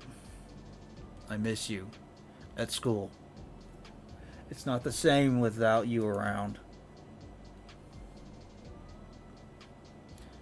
School's been back in session for nearly a month now. At first, Olivia was eager to return. Then she just skipped a day. Then 2 days and a week. Then this entire last week, she's been absent.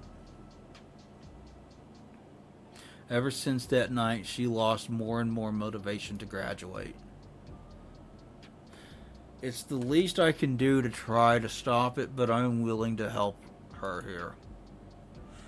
Damien and Liz miss you too. Sorry, I'll probably go tomorrow. Probably? Olivia, I'm worried for you. You're right at the finish line. It scares me seeing you get senioritis like this. It's not senioritis. Well, sort of is. She does a little hand gesture and sighs. I just don't see the point. Nothing I'm going to do benefits from a high school diploma, right? I don't think that's true. You can't be too sure of anything. Olivia blows air out of her nose.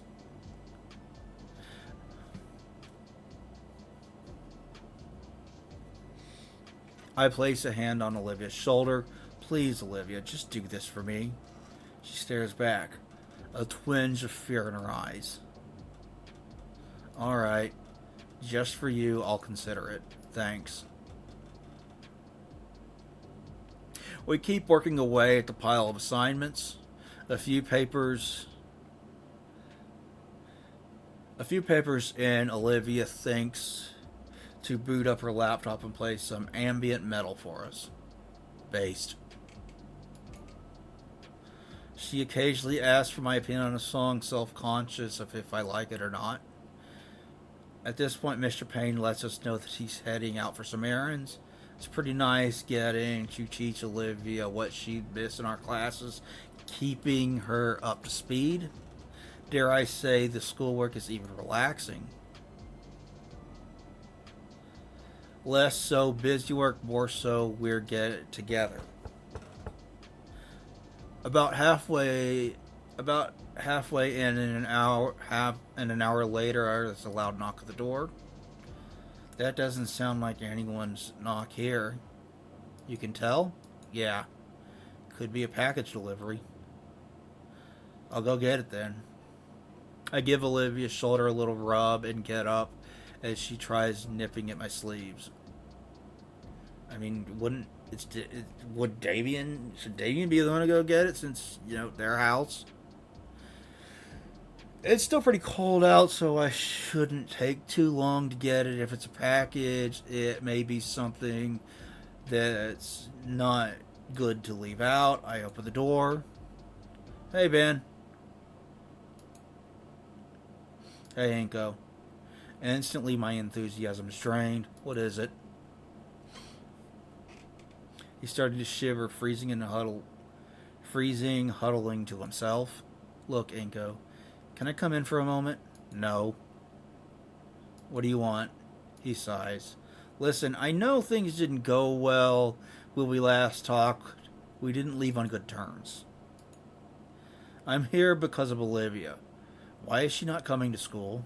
None of your business. She needs to keep her grades up. I feel my lips instinctively curl an expression into a grimace. What? Fuck off, dude. No, this is serious. Why the hell do you think this is something you need to be involved in? I'm working on it. Are you? She's about to lose her eligibility for graduation. She's going to flunk out. My fingers dig into the wood of the doorway. I had figured, but she hasn't missed that many. Olivia's completed all the assignments, and how close? Dangerously close. Close enough that I got the memo. What do I do then? We need to convince her to go back. Some people are letting her get away with it by handing her pity points. But there should be an excuse. Should be no excuse when the situation is this dire. What do you mean by some people? Inko, it's obvious you're the only one encouraging her to fall further into the abyss. If you keep enabling her to slack off, she's never going to improve. You have to know on some level you have to know on some level I know you know I'm right.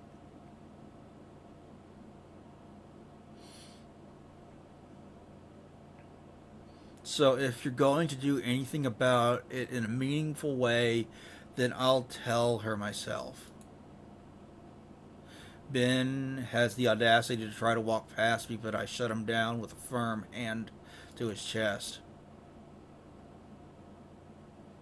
Why can't you get the idea, Ben? Olivia wants nothing to do with you. I'm trying to do what's best for her. Ben starts yelling near the top of his lungs. Olivia, please just hear me out. I'm trying to help you. Ben, stop. Just let me talk to you. Stop. Just stay away from us before you make things even worse. Ben stands there unable to form any words. For a while, I can't either. You psycho? Outside Olivia's room, I dread turning the doorknob. If I'm lucky, she just cranked up music the whole time and thinks this was just delivery. It was a nice little fantasy. I know better than that, though. The music's already turned off. She's turned down when I opened the door. I sigh and open up. Olivia's huddled under the bed, holding her knees tight. All my work is crumpled up and torn, cast aside off the bed. Damn it. I was close. Olivia. Sorry. I can't.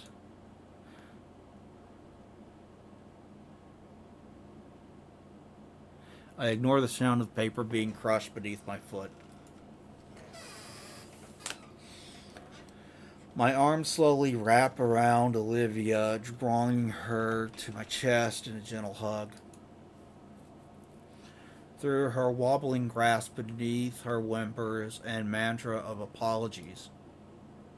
We were so close, I think. Biting back a frustrated growl, I instead focused on comforting Olivia. We were managing at least. The day would have been the day. But Ben, the clearing shake of my head, I returned my attention to Olivia, who finally quieted down. Olivia. Her arms hold her legs more tightly. It'll be fine, Olivia. Her arms ease. We'll figure it out. I promise we'll figure things out.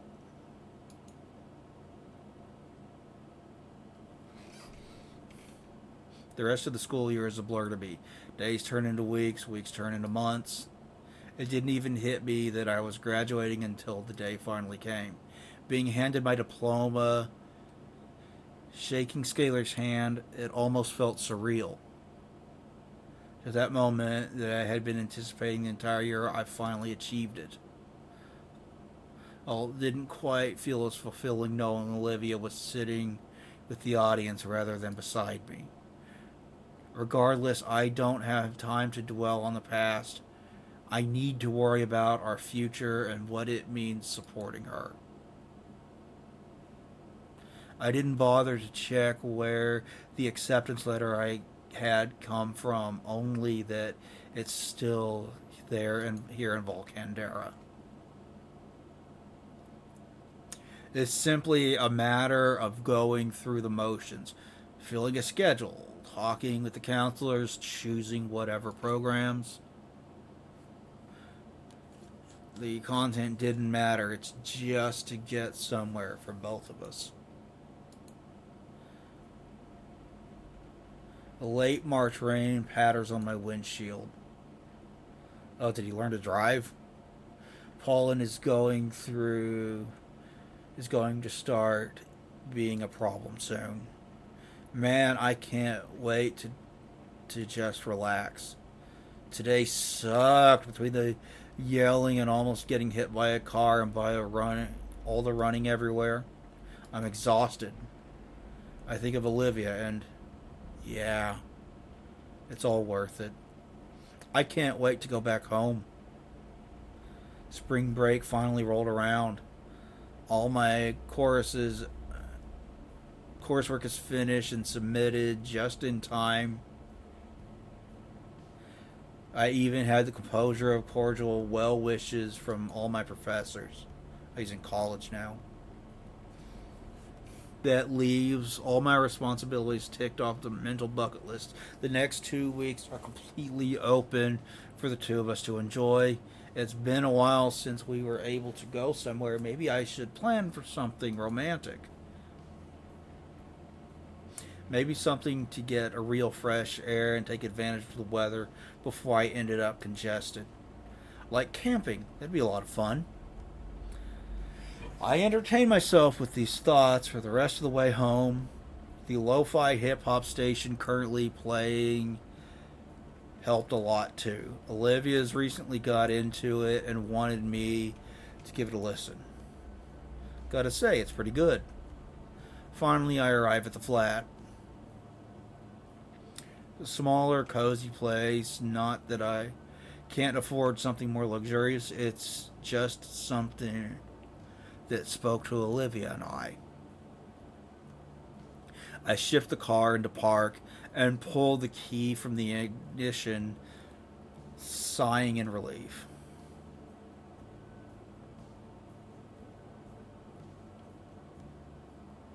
Now you got stereo. Because you got to run your audio to your stereo for better audio for your movies and games and music. That's important. At least it is to me. Good audio. Very important. A small staircase later, I'm at the front door, unlocking it quick and stepping inside. It's quiet, as usual. Olivia's working around this time, too. Olivia's usually working around this time, too. I quietly push her door open. She sat quietly on front of her drawing tablet, carefully painting a dramatic landscape. She's so precious. The colors of the digital scene shine off her visage, painting her gentle smile with all the exotic colors. I caught her at a good time. She looks stunning. She usually does. She's gorgeous. She's beautiful. Seeing her hard work combined with the ambient light in the room is a painting all on its own. When she sees me, the corners of her mouth pick up and I see a bit of a sparkle in her eye. She waves to me, mouths out a silent message. I made club sandwiches. Yours is in the fridge. I return a thumbs up. I'll be out in a bit. Let me wrap up here. Gently, I shut the door, not to not make a sound. Sorry about that, guys. I'll need to start wrapping up soon, so.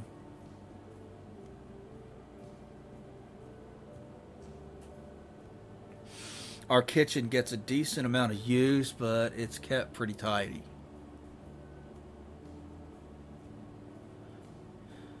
Every now and then, when I see some culinary doodad, I'll pick it up for Olivia. I open the fridge. Inside's leftover pizza, a half gallon of milk, a stray can of soda, and some dwindling bags of fruit. I guess Olivia used the last of the actual food for lunch. I'll need to go shopping soon. And of course, the sandwich Olivia made wrapped up all fancy for me. There's even an Olivia spike. There's even an olive spike to the top of it with a toothpick. Looks good. I grabbed soda and shut the door. Ordinarily, I'd sit at the table, but the couch is too inviting my sore back. Olivia should be done with her stream soon. Maybe I should rent a movie or something. Alright, I take the first bite of my sandwich. The bedroom door creaks open. In the corner of my eye, I watch as my girlfriend tries to serendipitously sneak towards me on hands and knees.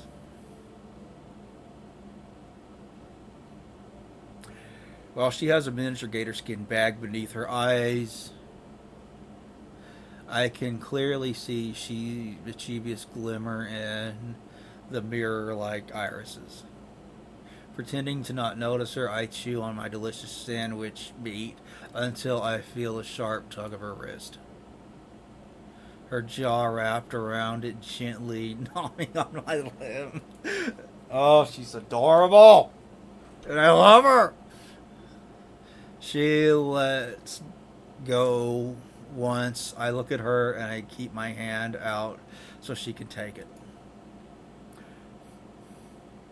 Once she does, it's a simple matter of drawing her up onto the couch beside me. She sniffs the air and follows the smell of my club sandwich as she nips at it. Hey, give me some. One bite. Ah, one human bite. Heh.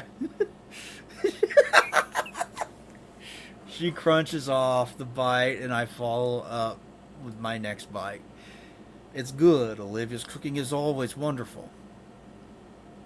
She's definitely upset with something. Hey, something got you down?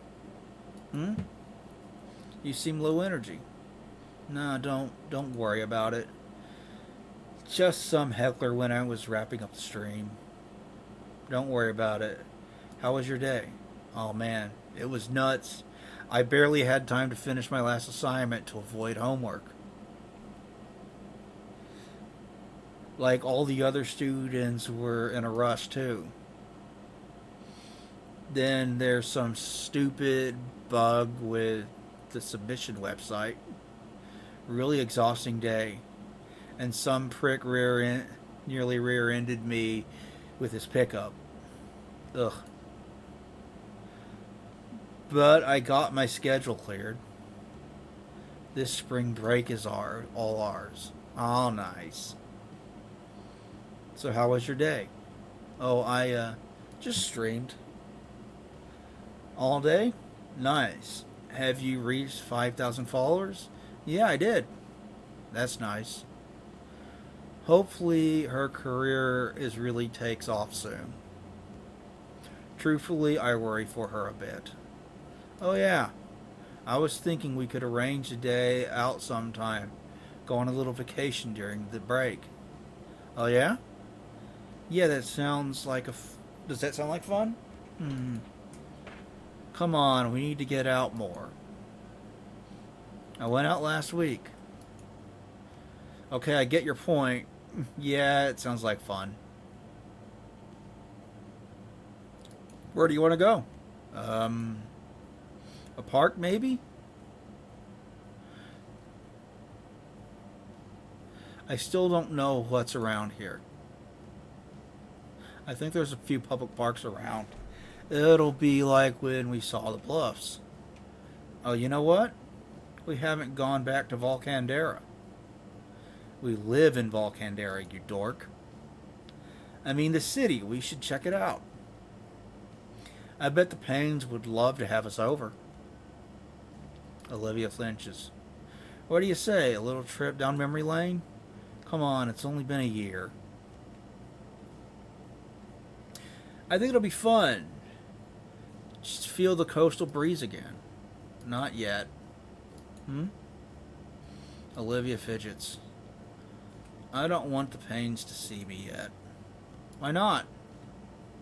When I left, I didn't leave on the best forms. I told them that they were unsure if I could tell they were unsure if I'd ever make something of myself and make things work for me. Heck, I wanted to prove I could before I left.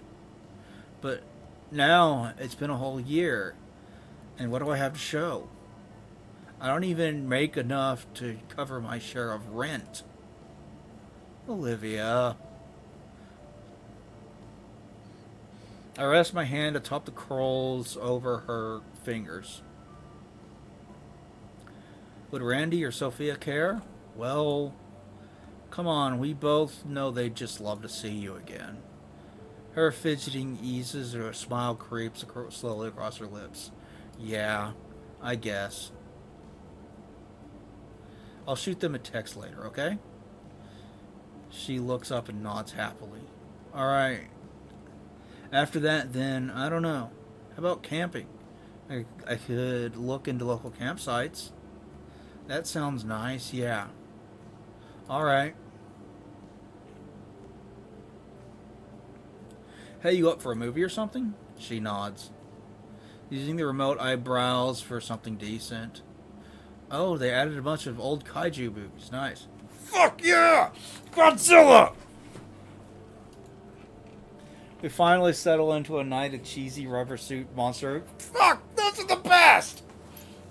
No, seriously, I fucking love giant monster movies. I fucking love giant monster movies. I own every single Godzilla movie. Except for -1, because I don't think it's out in the United States yet. And I don't know if Godzilla X Kong New Empire has come out on physical media yet. But I own all the others. All of the others. We find... At this point, Olivia's tail is wrapped around my waist and bodily dragged me to her. Slowly, the sun fades down, leaving us illuminated by the television screen. I'm sorry, Inko. For what? Well, my arm wrapped around her shoulders and pulls her as close as possible. For everything. With a derisive snort, I shake my head.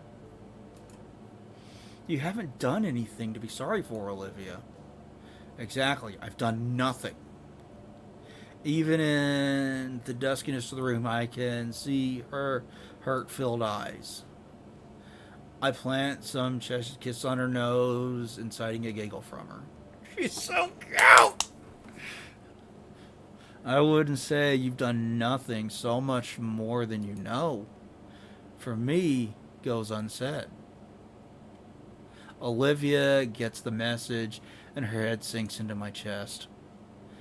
It's a bit difficult to pull my phone out with Olivia's tail all the way in the way, but I manage.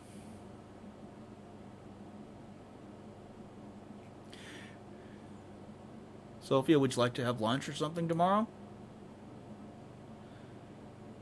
What are you doing? Sending that text. Oh, absolutely, sweetie. We haven't heard anything from either of you in so long. Why don't we get brunch? How would brunch with the pain sound, Liv? Okay. It's been a while since I had Auntie's waffles, after all. Brunch sounds good.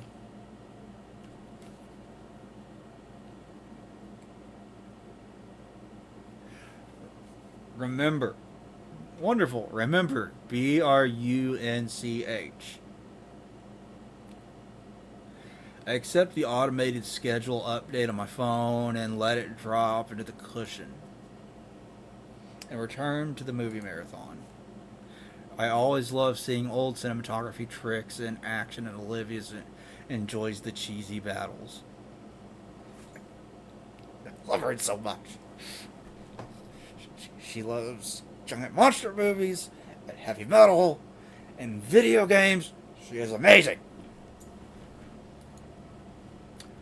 Oh, we are both enjoying that part. It's made even better after I order pizza.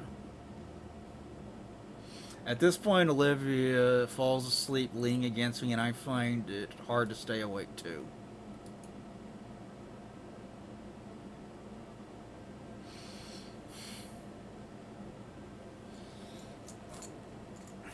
The morning sun greets us as we exit the flat together. I take a moment to bask in the warmth, breathing deeply in the crisp air. Excuse you, Inko. My hand is quick to rub my nose, to clear of any pollen. Sorry, Liv. Anyway, where are we headed first? Olivia ponders as she wheels herself to the car. She sways idly in her chair, really considering where we'd spend the morning. Finally, she speaks up, and I hold open the door for her. Well, Auntie Soph said it'd be brunch. We've got a couple of hours. Olivia climbs into the passenger seat carefully as I hold her wheelchair for her. It's become second nature at this point to collapse the chair and store it safely in the back seat. I kind of wanted to take a trip down memory lane. Memory lane, got it. Got the directions? Now in the driver's seat, Olivia has her phone out, connected to the car's older radio. The old financial district then. With a nod, I shift the car into reverse and carefully back out of our parking space. Once we're on the road proper, Olivia sets the tone of our trip. Song is fast and upbeat, with it a hint of preciousness.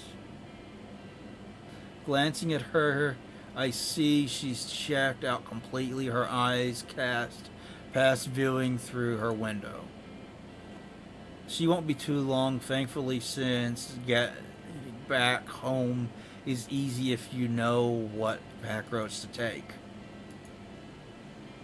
As we pass through congested section of the downtown, Olivia lowers the music and speaks up. Inko?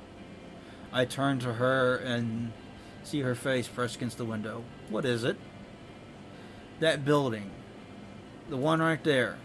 Looking to where she's pointing, I see an older building that's vaguely familiar.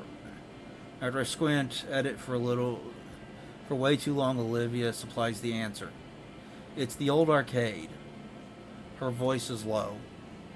Taking a closer look at the building, I finally realize why I couldn't recognize it. The paint looks fresh and there's a different sign above it. Oh, it must have been bought by someone. Yeah. Do you want to check it out? You got a whole day after all. With the heavy traffic on the main road, Olivia has time to consider deeply. Finally, she sighs and shakes her head. It's too early anyway. In fact, I think it's too early for Old Town too. I doubt anything interesting will be open. Oh, well, any other places you want to go then? There's a light ahead that changes and we start down the street again, but Olivia's eyes never leave the old arcade building. It's when even I can't see it from the rearview mirror that Olivia decides. I'd like to see the bluffs, actually. It might be nice this early in the morning. That is a bit more of a drive. In a totally different direction. But sounds good.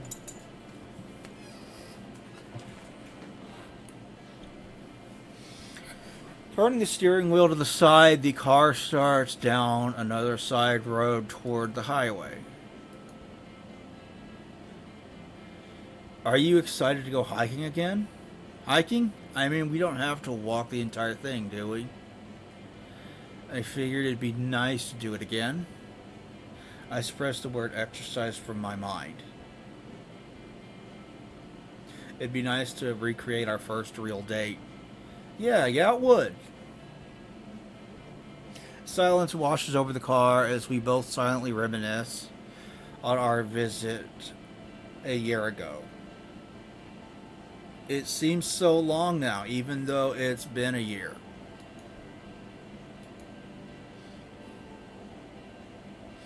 As I slow to a crawl in response to a silver SUV cutting me off, Olivia begins tapping her arm furiously.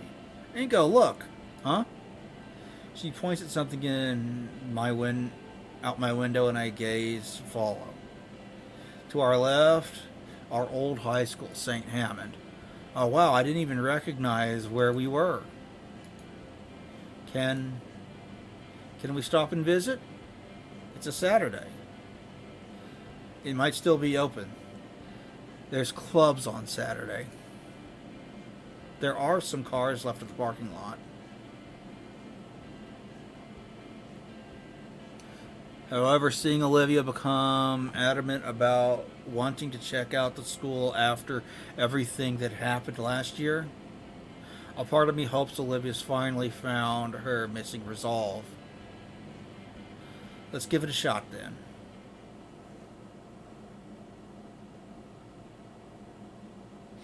I engaged in some questionable legal parking maneuvers to get us into the left lane, or driving maneuvers to get us to the left lane and take us right into the school's parking lot. Give me a sec.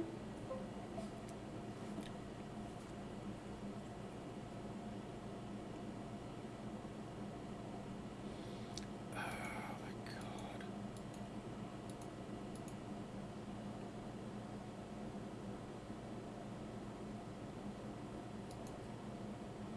Why does it keep doing this? Pissing me off.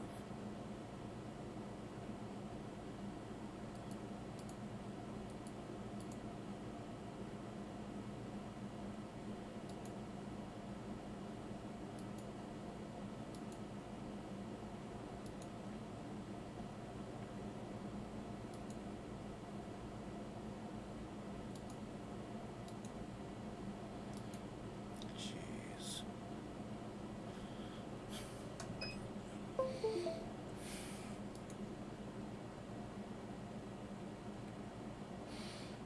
The place is still pretty empty, so we're able to park real close to the front entrance.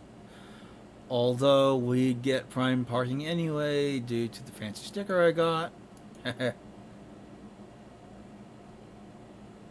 I quickly look around the place to park, play, around for a place to park, pulling into the side road and taking the vehicle off. I step out of the car and make for the trunk and set up Olivia's wheelchair. It doesn't take too long before we're taking the short walk up the path. The mural is beautiful as ever, looming over us at the sacred guardian of the school.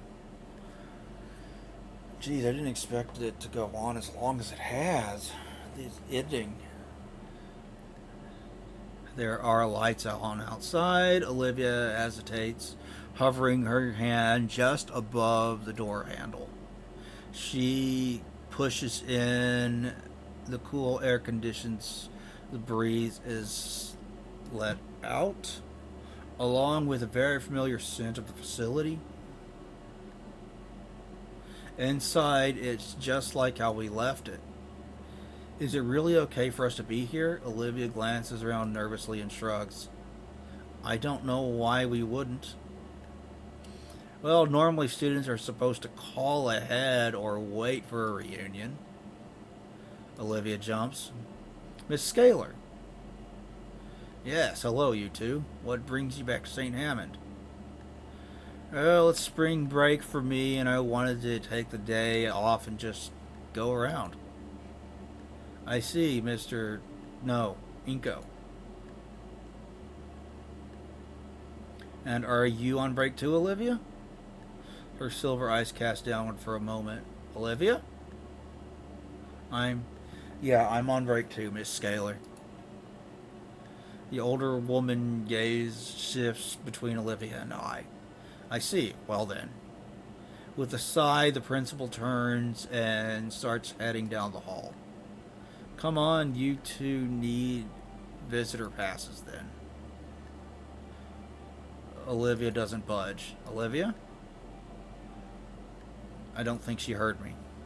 Taking Olivia's handlebars, I move to catch up with Miss Scaler. Everything looks like I remember it. The hallways, the lockers, even some of the posters. The principal smiles wryly. It's only been a year, Ingo. Give it some time at least. What do you mean? She turns into the hallway that's permanently ingrained in my memories. The gala. Oh, the district currently looking over a proposal we've submitted. Hopefully St. Hammond will have a brand new wing in the coming years. Oh, for classrooms then? Something like that. The administration felt we should have a dedicated area for extracurricular activities. St. Hammond was always focused on arts, so that means it's the art wing? She nods and enters her office. After a moment, she comes back with a clipboard and some large name tapes. For now, just sign this. Don't worry about disturbing any clubs today. There's only a tabletop game club in the library. I fill out the sheet for both Olivia and I and hand the clipboard back. Before Miss Scaler returns to her office, though, she kneels before Olivia. And Miss Halford. The voice surprises Olivia and her head tilts back up to look at the principal. Yes? I hope this break helps with whatever's on your mind. You may not be an official alumni, but you are a former student of St. Hammond.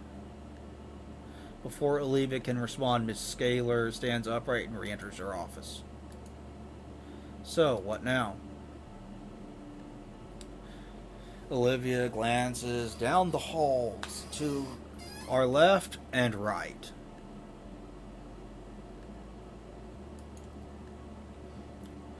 I want to sit at my old spot at Idekin's class.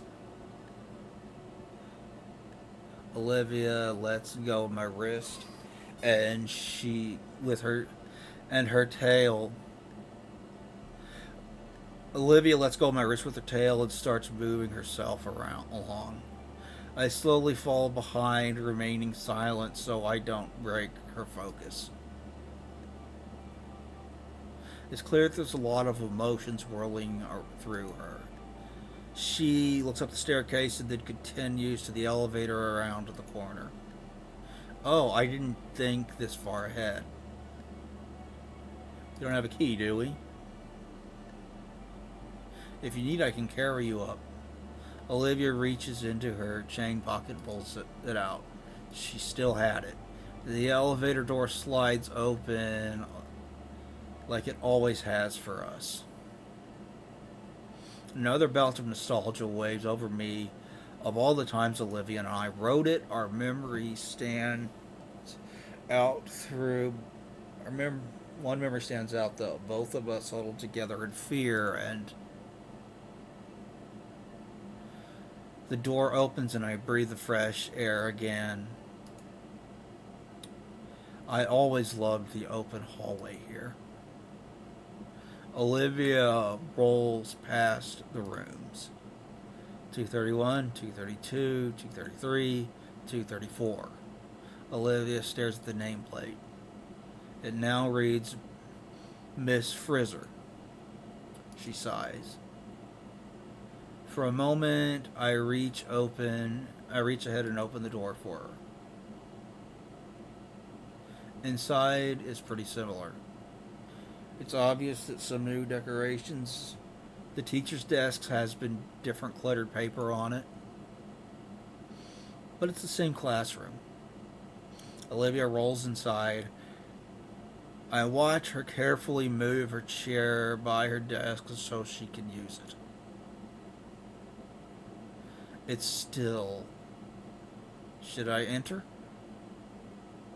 After a moment, she glances at me and pats the desk next to hers. I've been granted entry. I take my seat. Bits and pieces of my second day here resurface within my mind. It's still here. Olivia's finger traces something. It's a little indent in her wooden desk.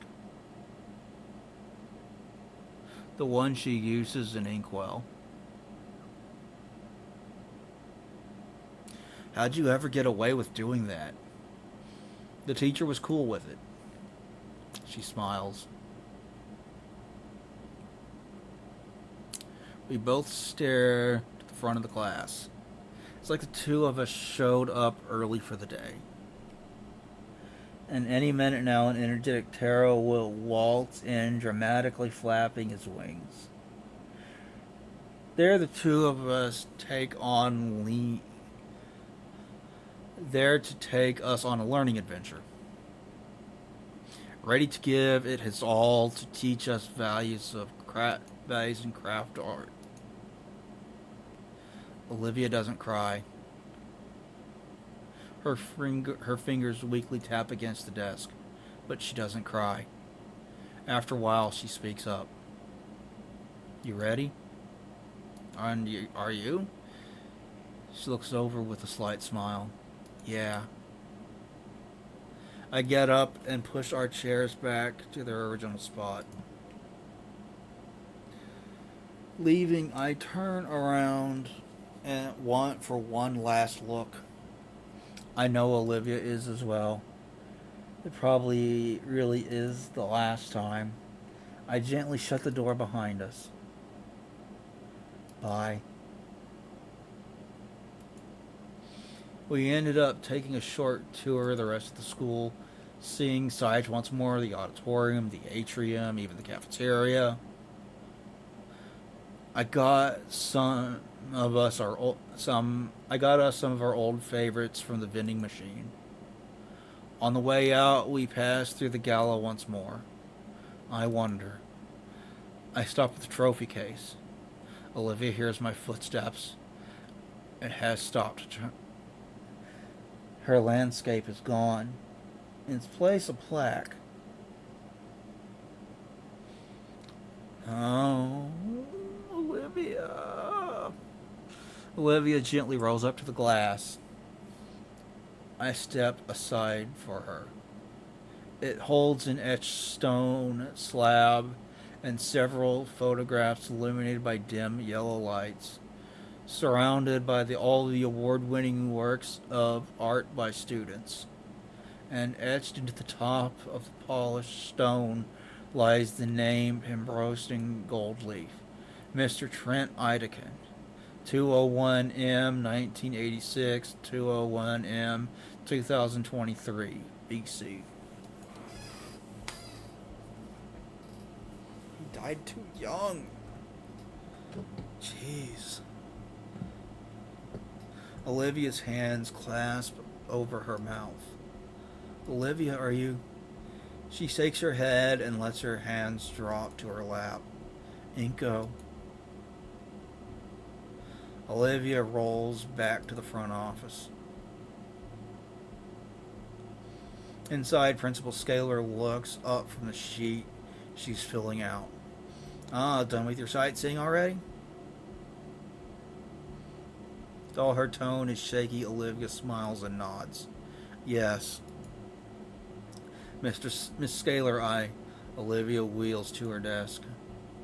They share a look, and I can't see what Olivia's doing from the entryway. But the principal, I see her face fall into a saddened frown. They're whispering, and Miss Scalar's eyes are even getting misty. She wipes her face. She, you're gonna go. You're gonna go visit his grave, aren't you? Taking a blank sheet from her desk and writing on it. Olivia accepts the paper. Thank you, Miss Scalar. Of course, and Miss Scalar frowns, and frowns transform into a simple smile. I'll always be here at St. Hammond if you ever wish to talk, Olivia. That goes for you as well, Inko. Right. Thanks, Miss Scalar.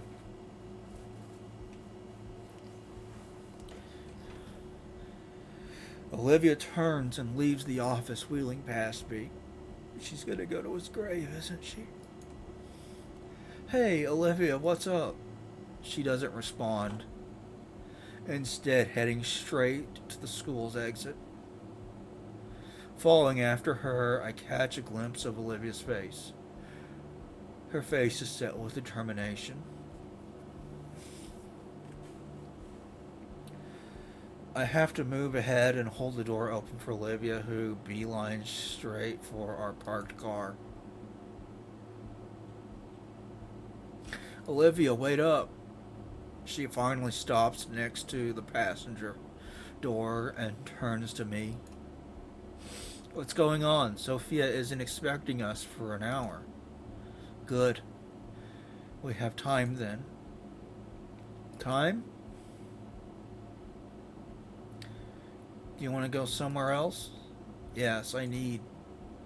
Her voice hitches, but she still forces the words out. I need to go see him. See who? She thrust the paper forward for me to read. Oh.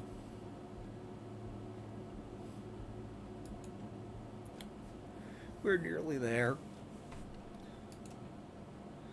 It's not that far away. Only a 10-minute drive.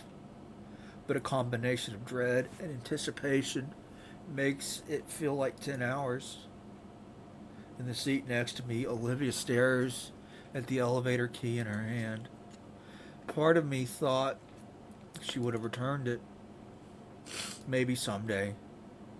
It's not like they can't just make another one for a few dollars. It's just important to her. I hope it doesn't rain. We pull into the parking lot. I take hold of her other handle. I can feel the nervous vibrations through our connected palms, yet her fingers intertwine with mine tightly. It's a solemn place. The ground's well kept, but still creepy up to the old pavement. But it still creeps up onto the old pavement. I help Olivia out of the car once more. The wind is picking up a little. We pass through the arching metal gate.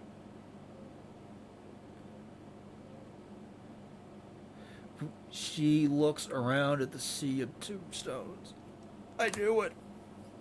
I knew it. She's visiting his grave. Completely lost. How are we going to find it in here? I don't know. Let's just start. I should have asked for more details. Don't worry, we have time. I push Olivia through the gravel trails, past rows and rows of graves, or on rare occasion a small mausoleum. Without plot numbers, we have to scan each tombstone carefully. Olivia's breathing picks up. There. I think that's the one. He's pointing at a small tombstone, one row ahead. Without hesitation, I pivot and push Olivia towards it. It's a smaller plaque. One at the. It's a similar plaque to the one at the school.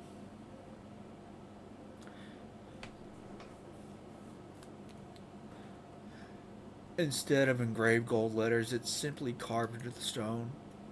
Olivia holds a hand for a bit, lets it fall back into her lap.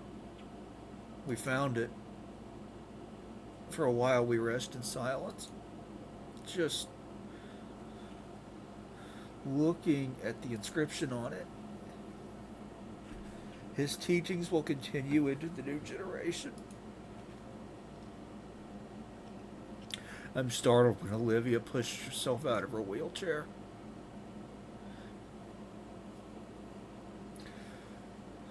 She kneels before the small tombstone, and I move to kneel beside her. Olivia, I, I'm fine. It's just, I want to finally tell him, Inko. It takes me only a moment to recall what she's referring to. It was nearly a year ago. That night that invades my memories from time to time. I nod, laying a hand on her shoulder in solidarity. All right, Olivia.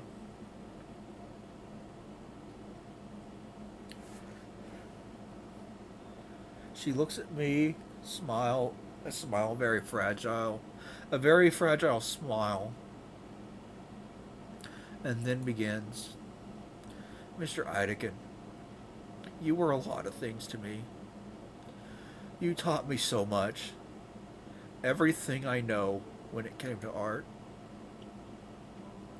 And you tried to teach me about myself. Show me a way to live my life that was better than how I was back then. It used to grate on me when you would lecture me about my feelings, but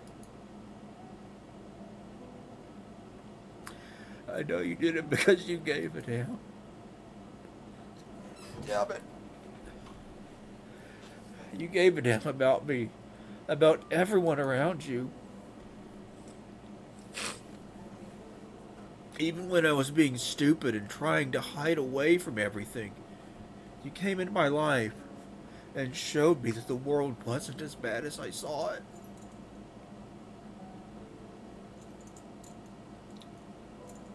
Olivia's eyes turned to me, and I could see tears flowing freely down her cheek. Over her shaky smile. You were right about him too, Mr. Ideken. I'm grateful to have you as a mentor. I promise from now on, to you and everyone else, I'll live my life unshackled by doubt and fear. Like you always taught me to. Thank you, Mr. Ideken. Olivia sits back.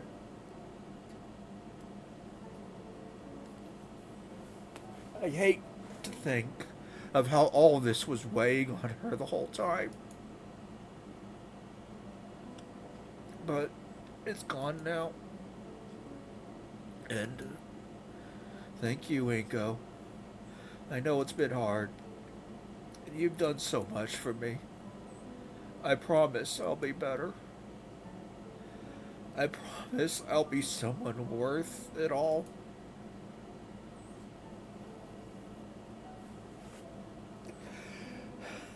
I shut my eyes and move in to hug Olivia. Thank you so much for giving me the time. I love you. I love you too, Olivia. I'll get better.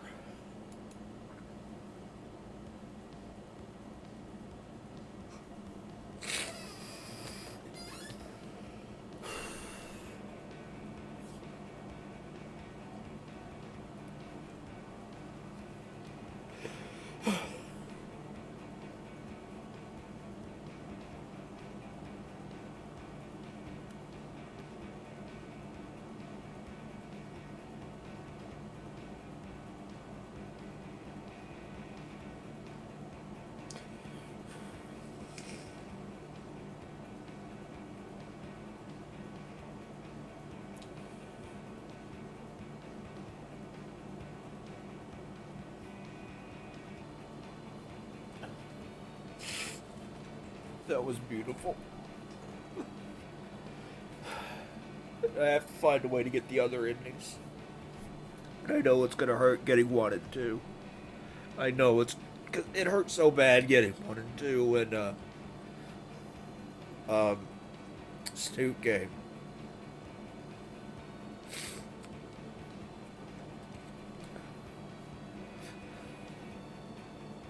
And it's going to hurt here too.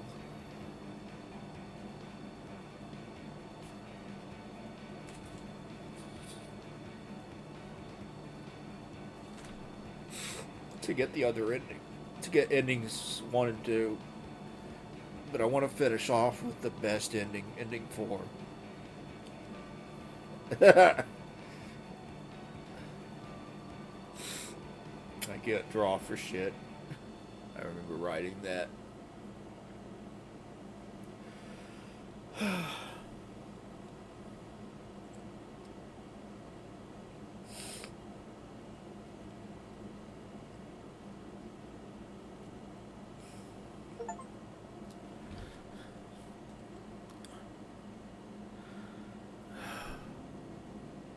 Complete the other endings to get something extra. I will, in good time.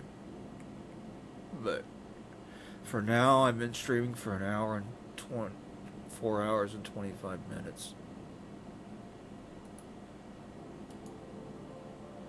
And I'm gonna call it here.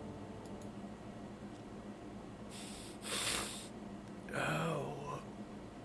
Jeez, that took 24 hours for me to play through that. One ending. That was beautiful. Thank you to everybody that stopped by and watched. I greatly appreciate it. And I don't know exactly what I'm gonna stream next. Something, but well, maybe Singularity. I wanted to do that. I'll talk to you guys later. Bye bye, everyone.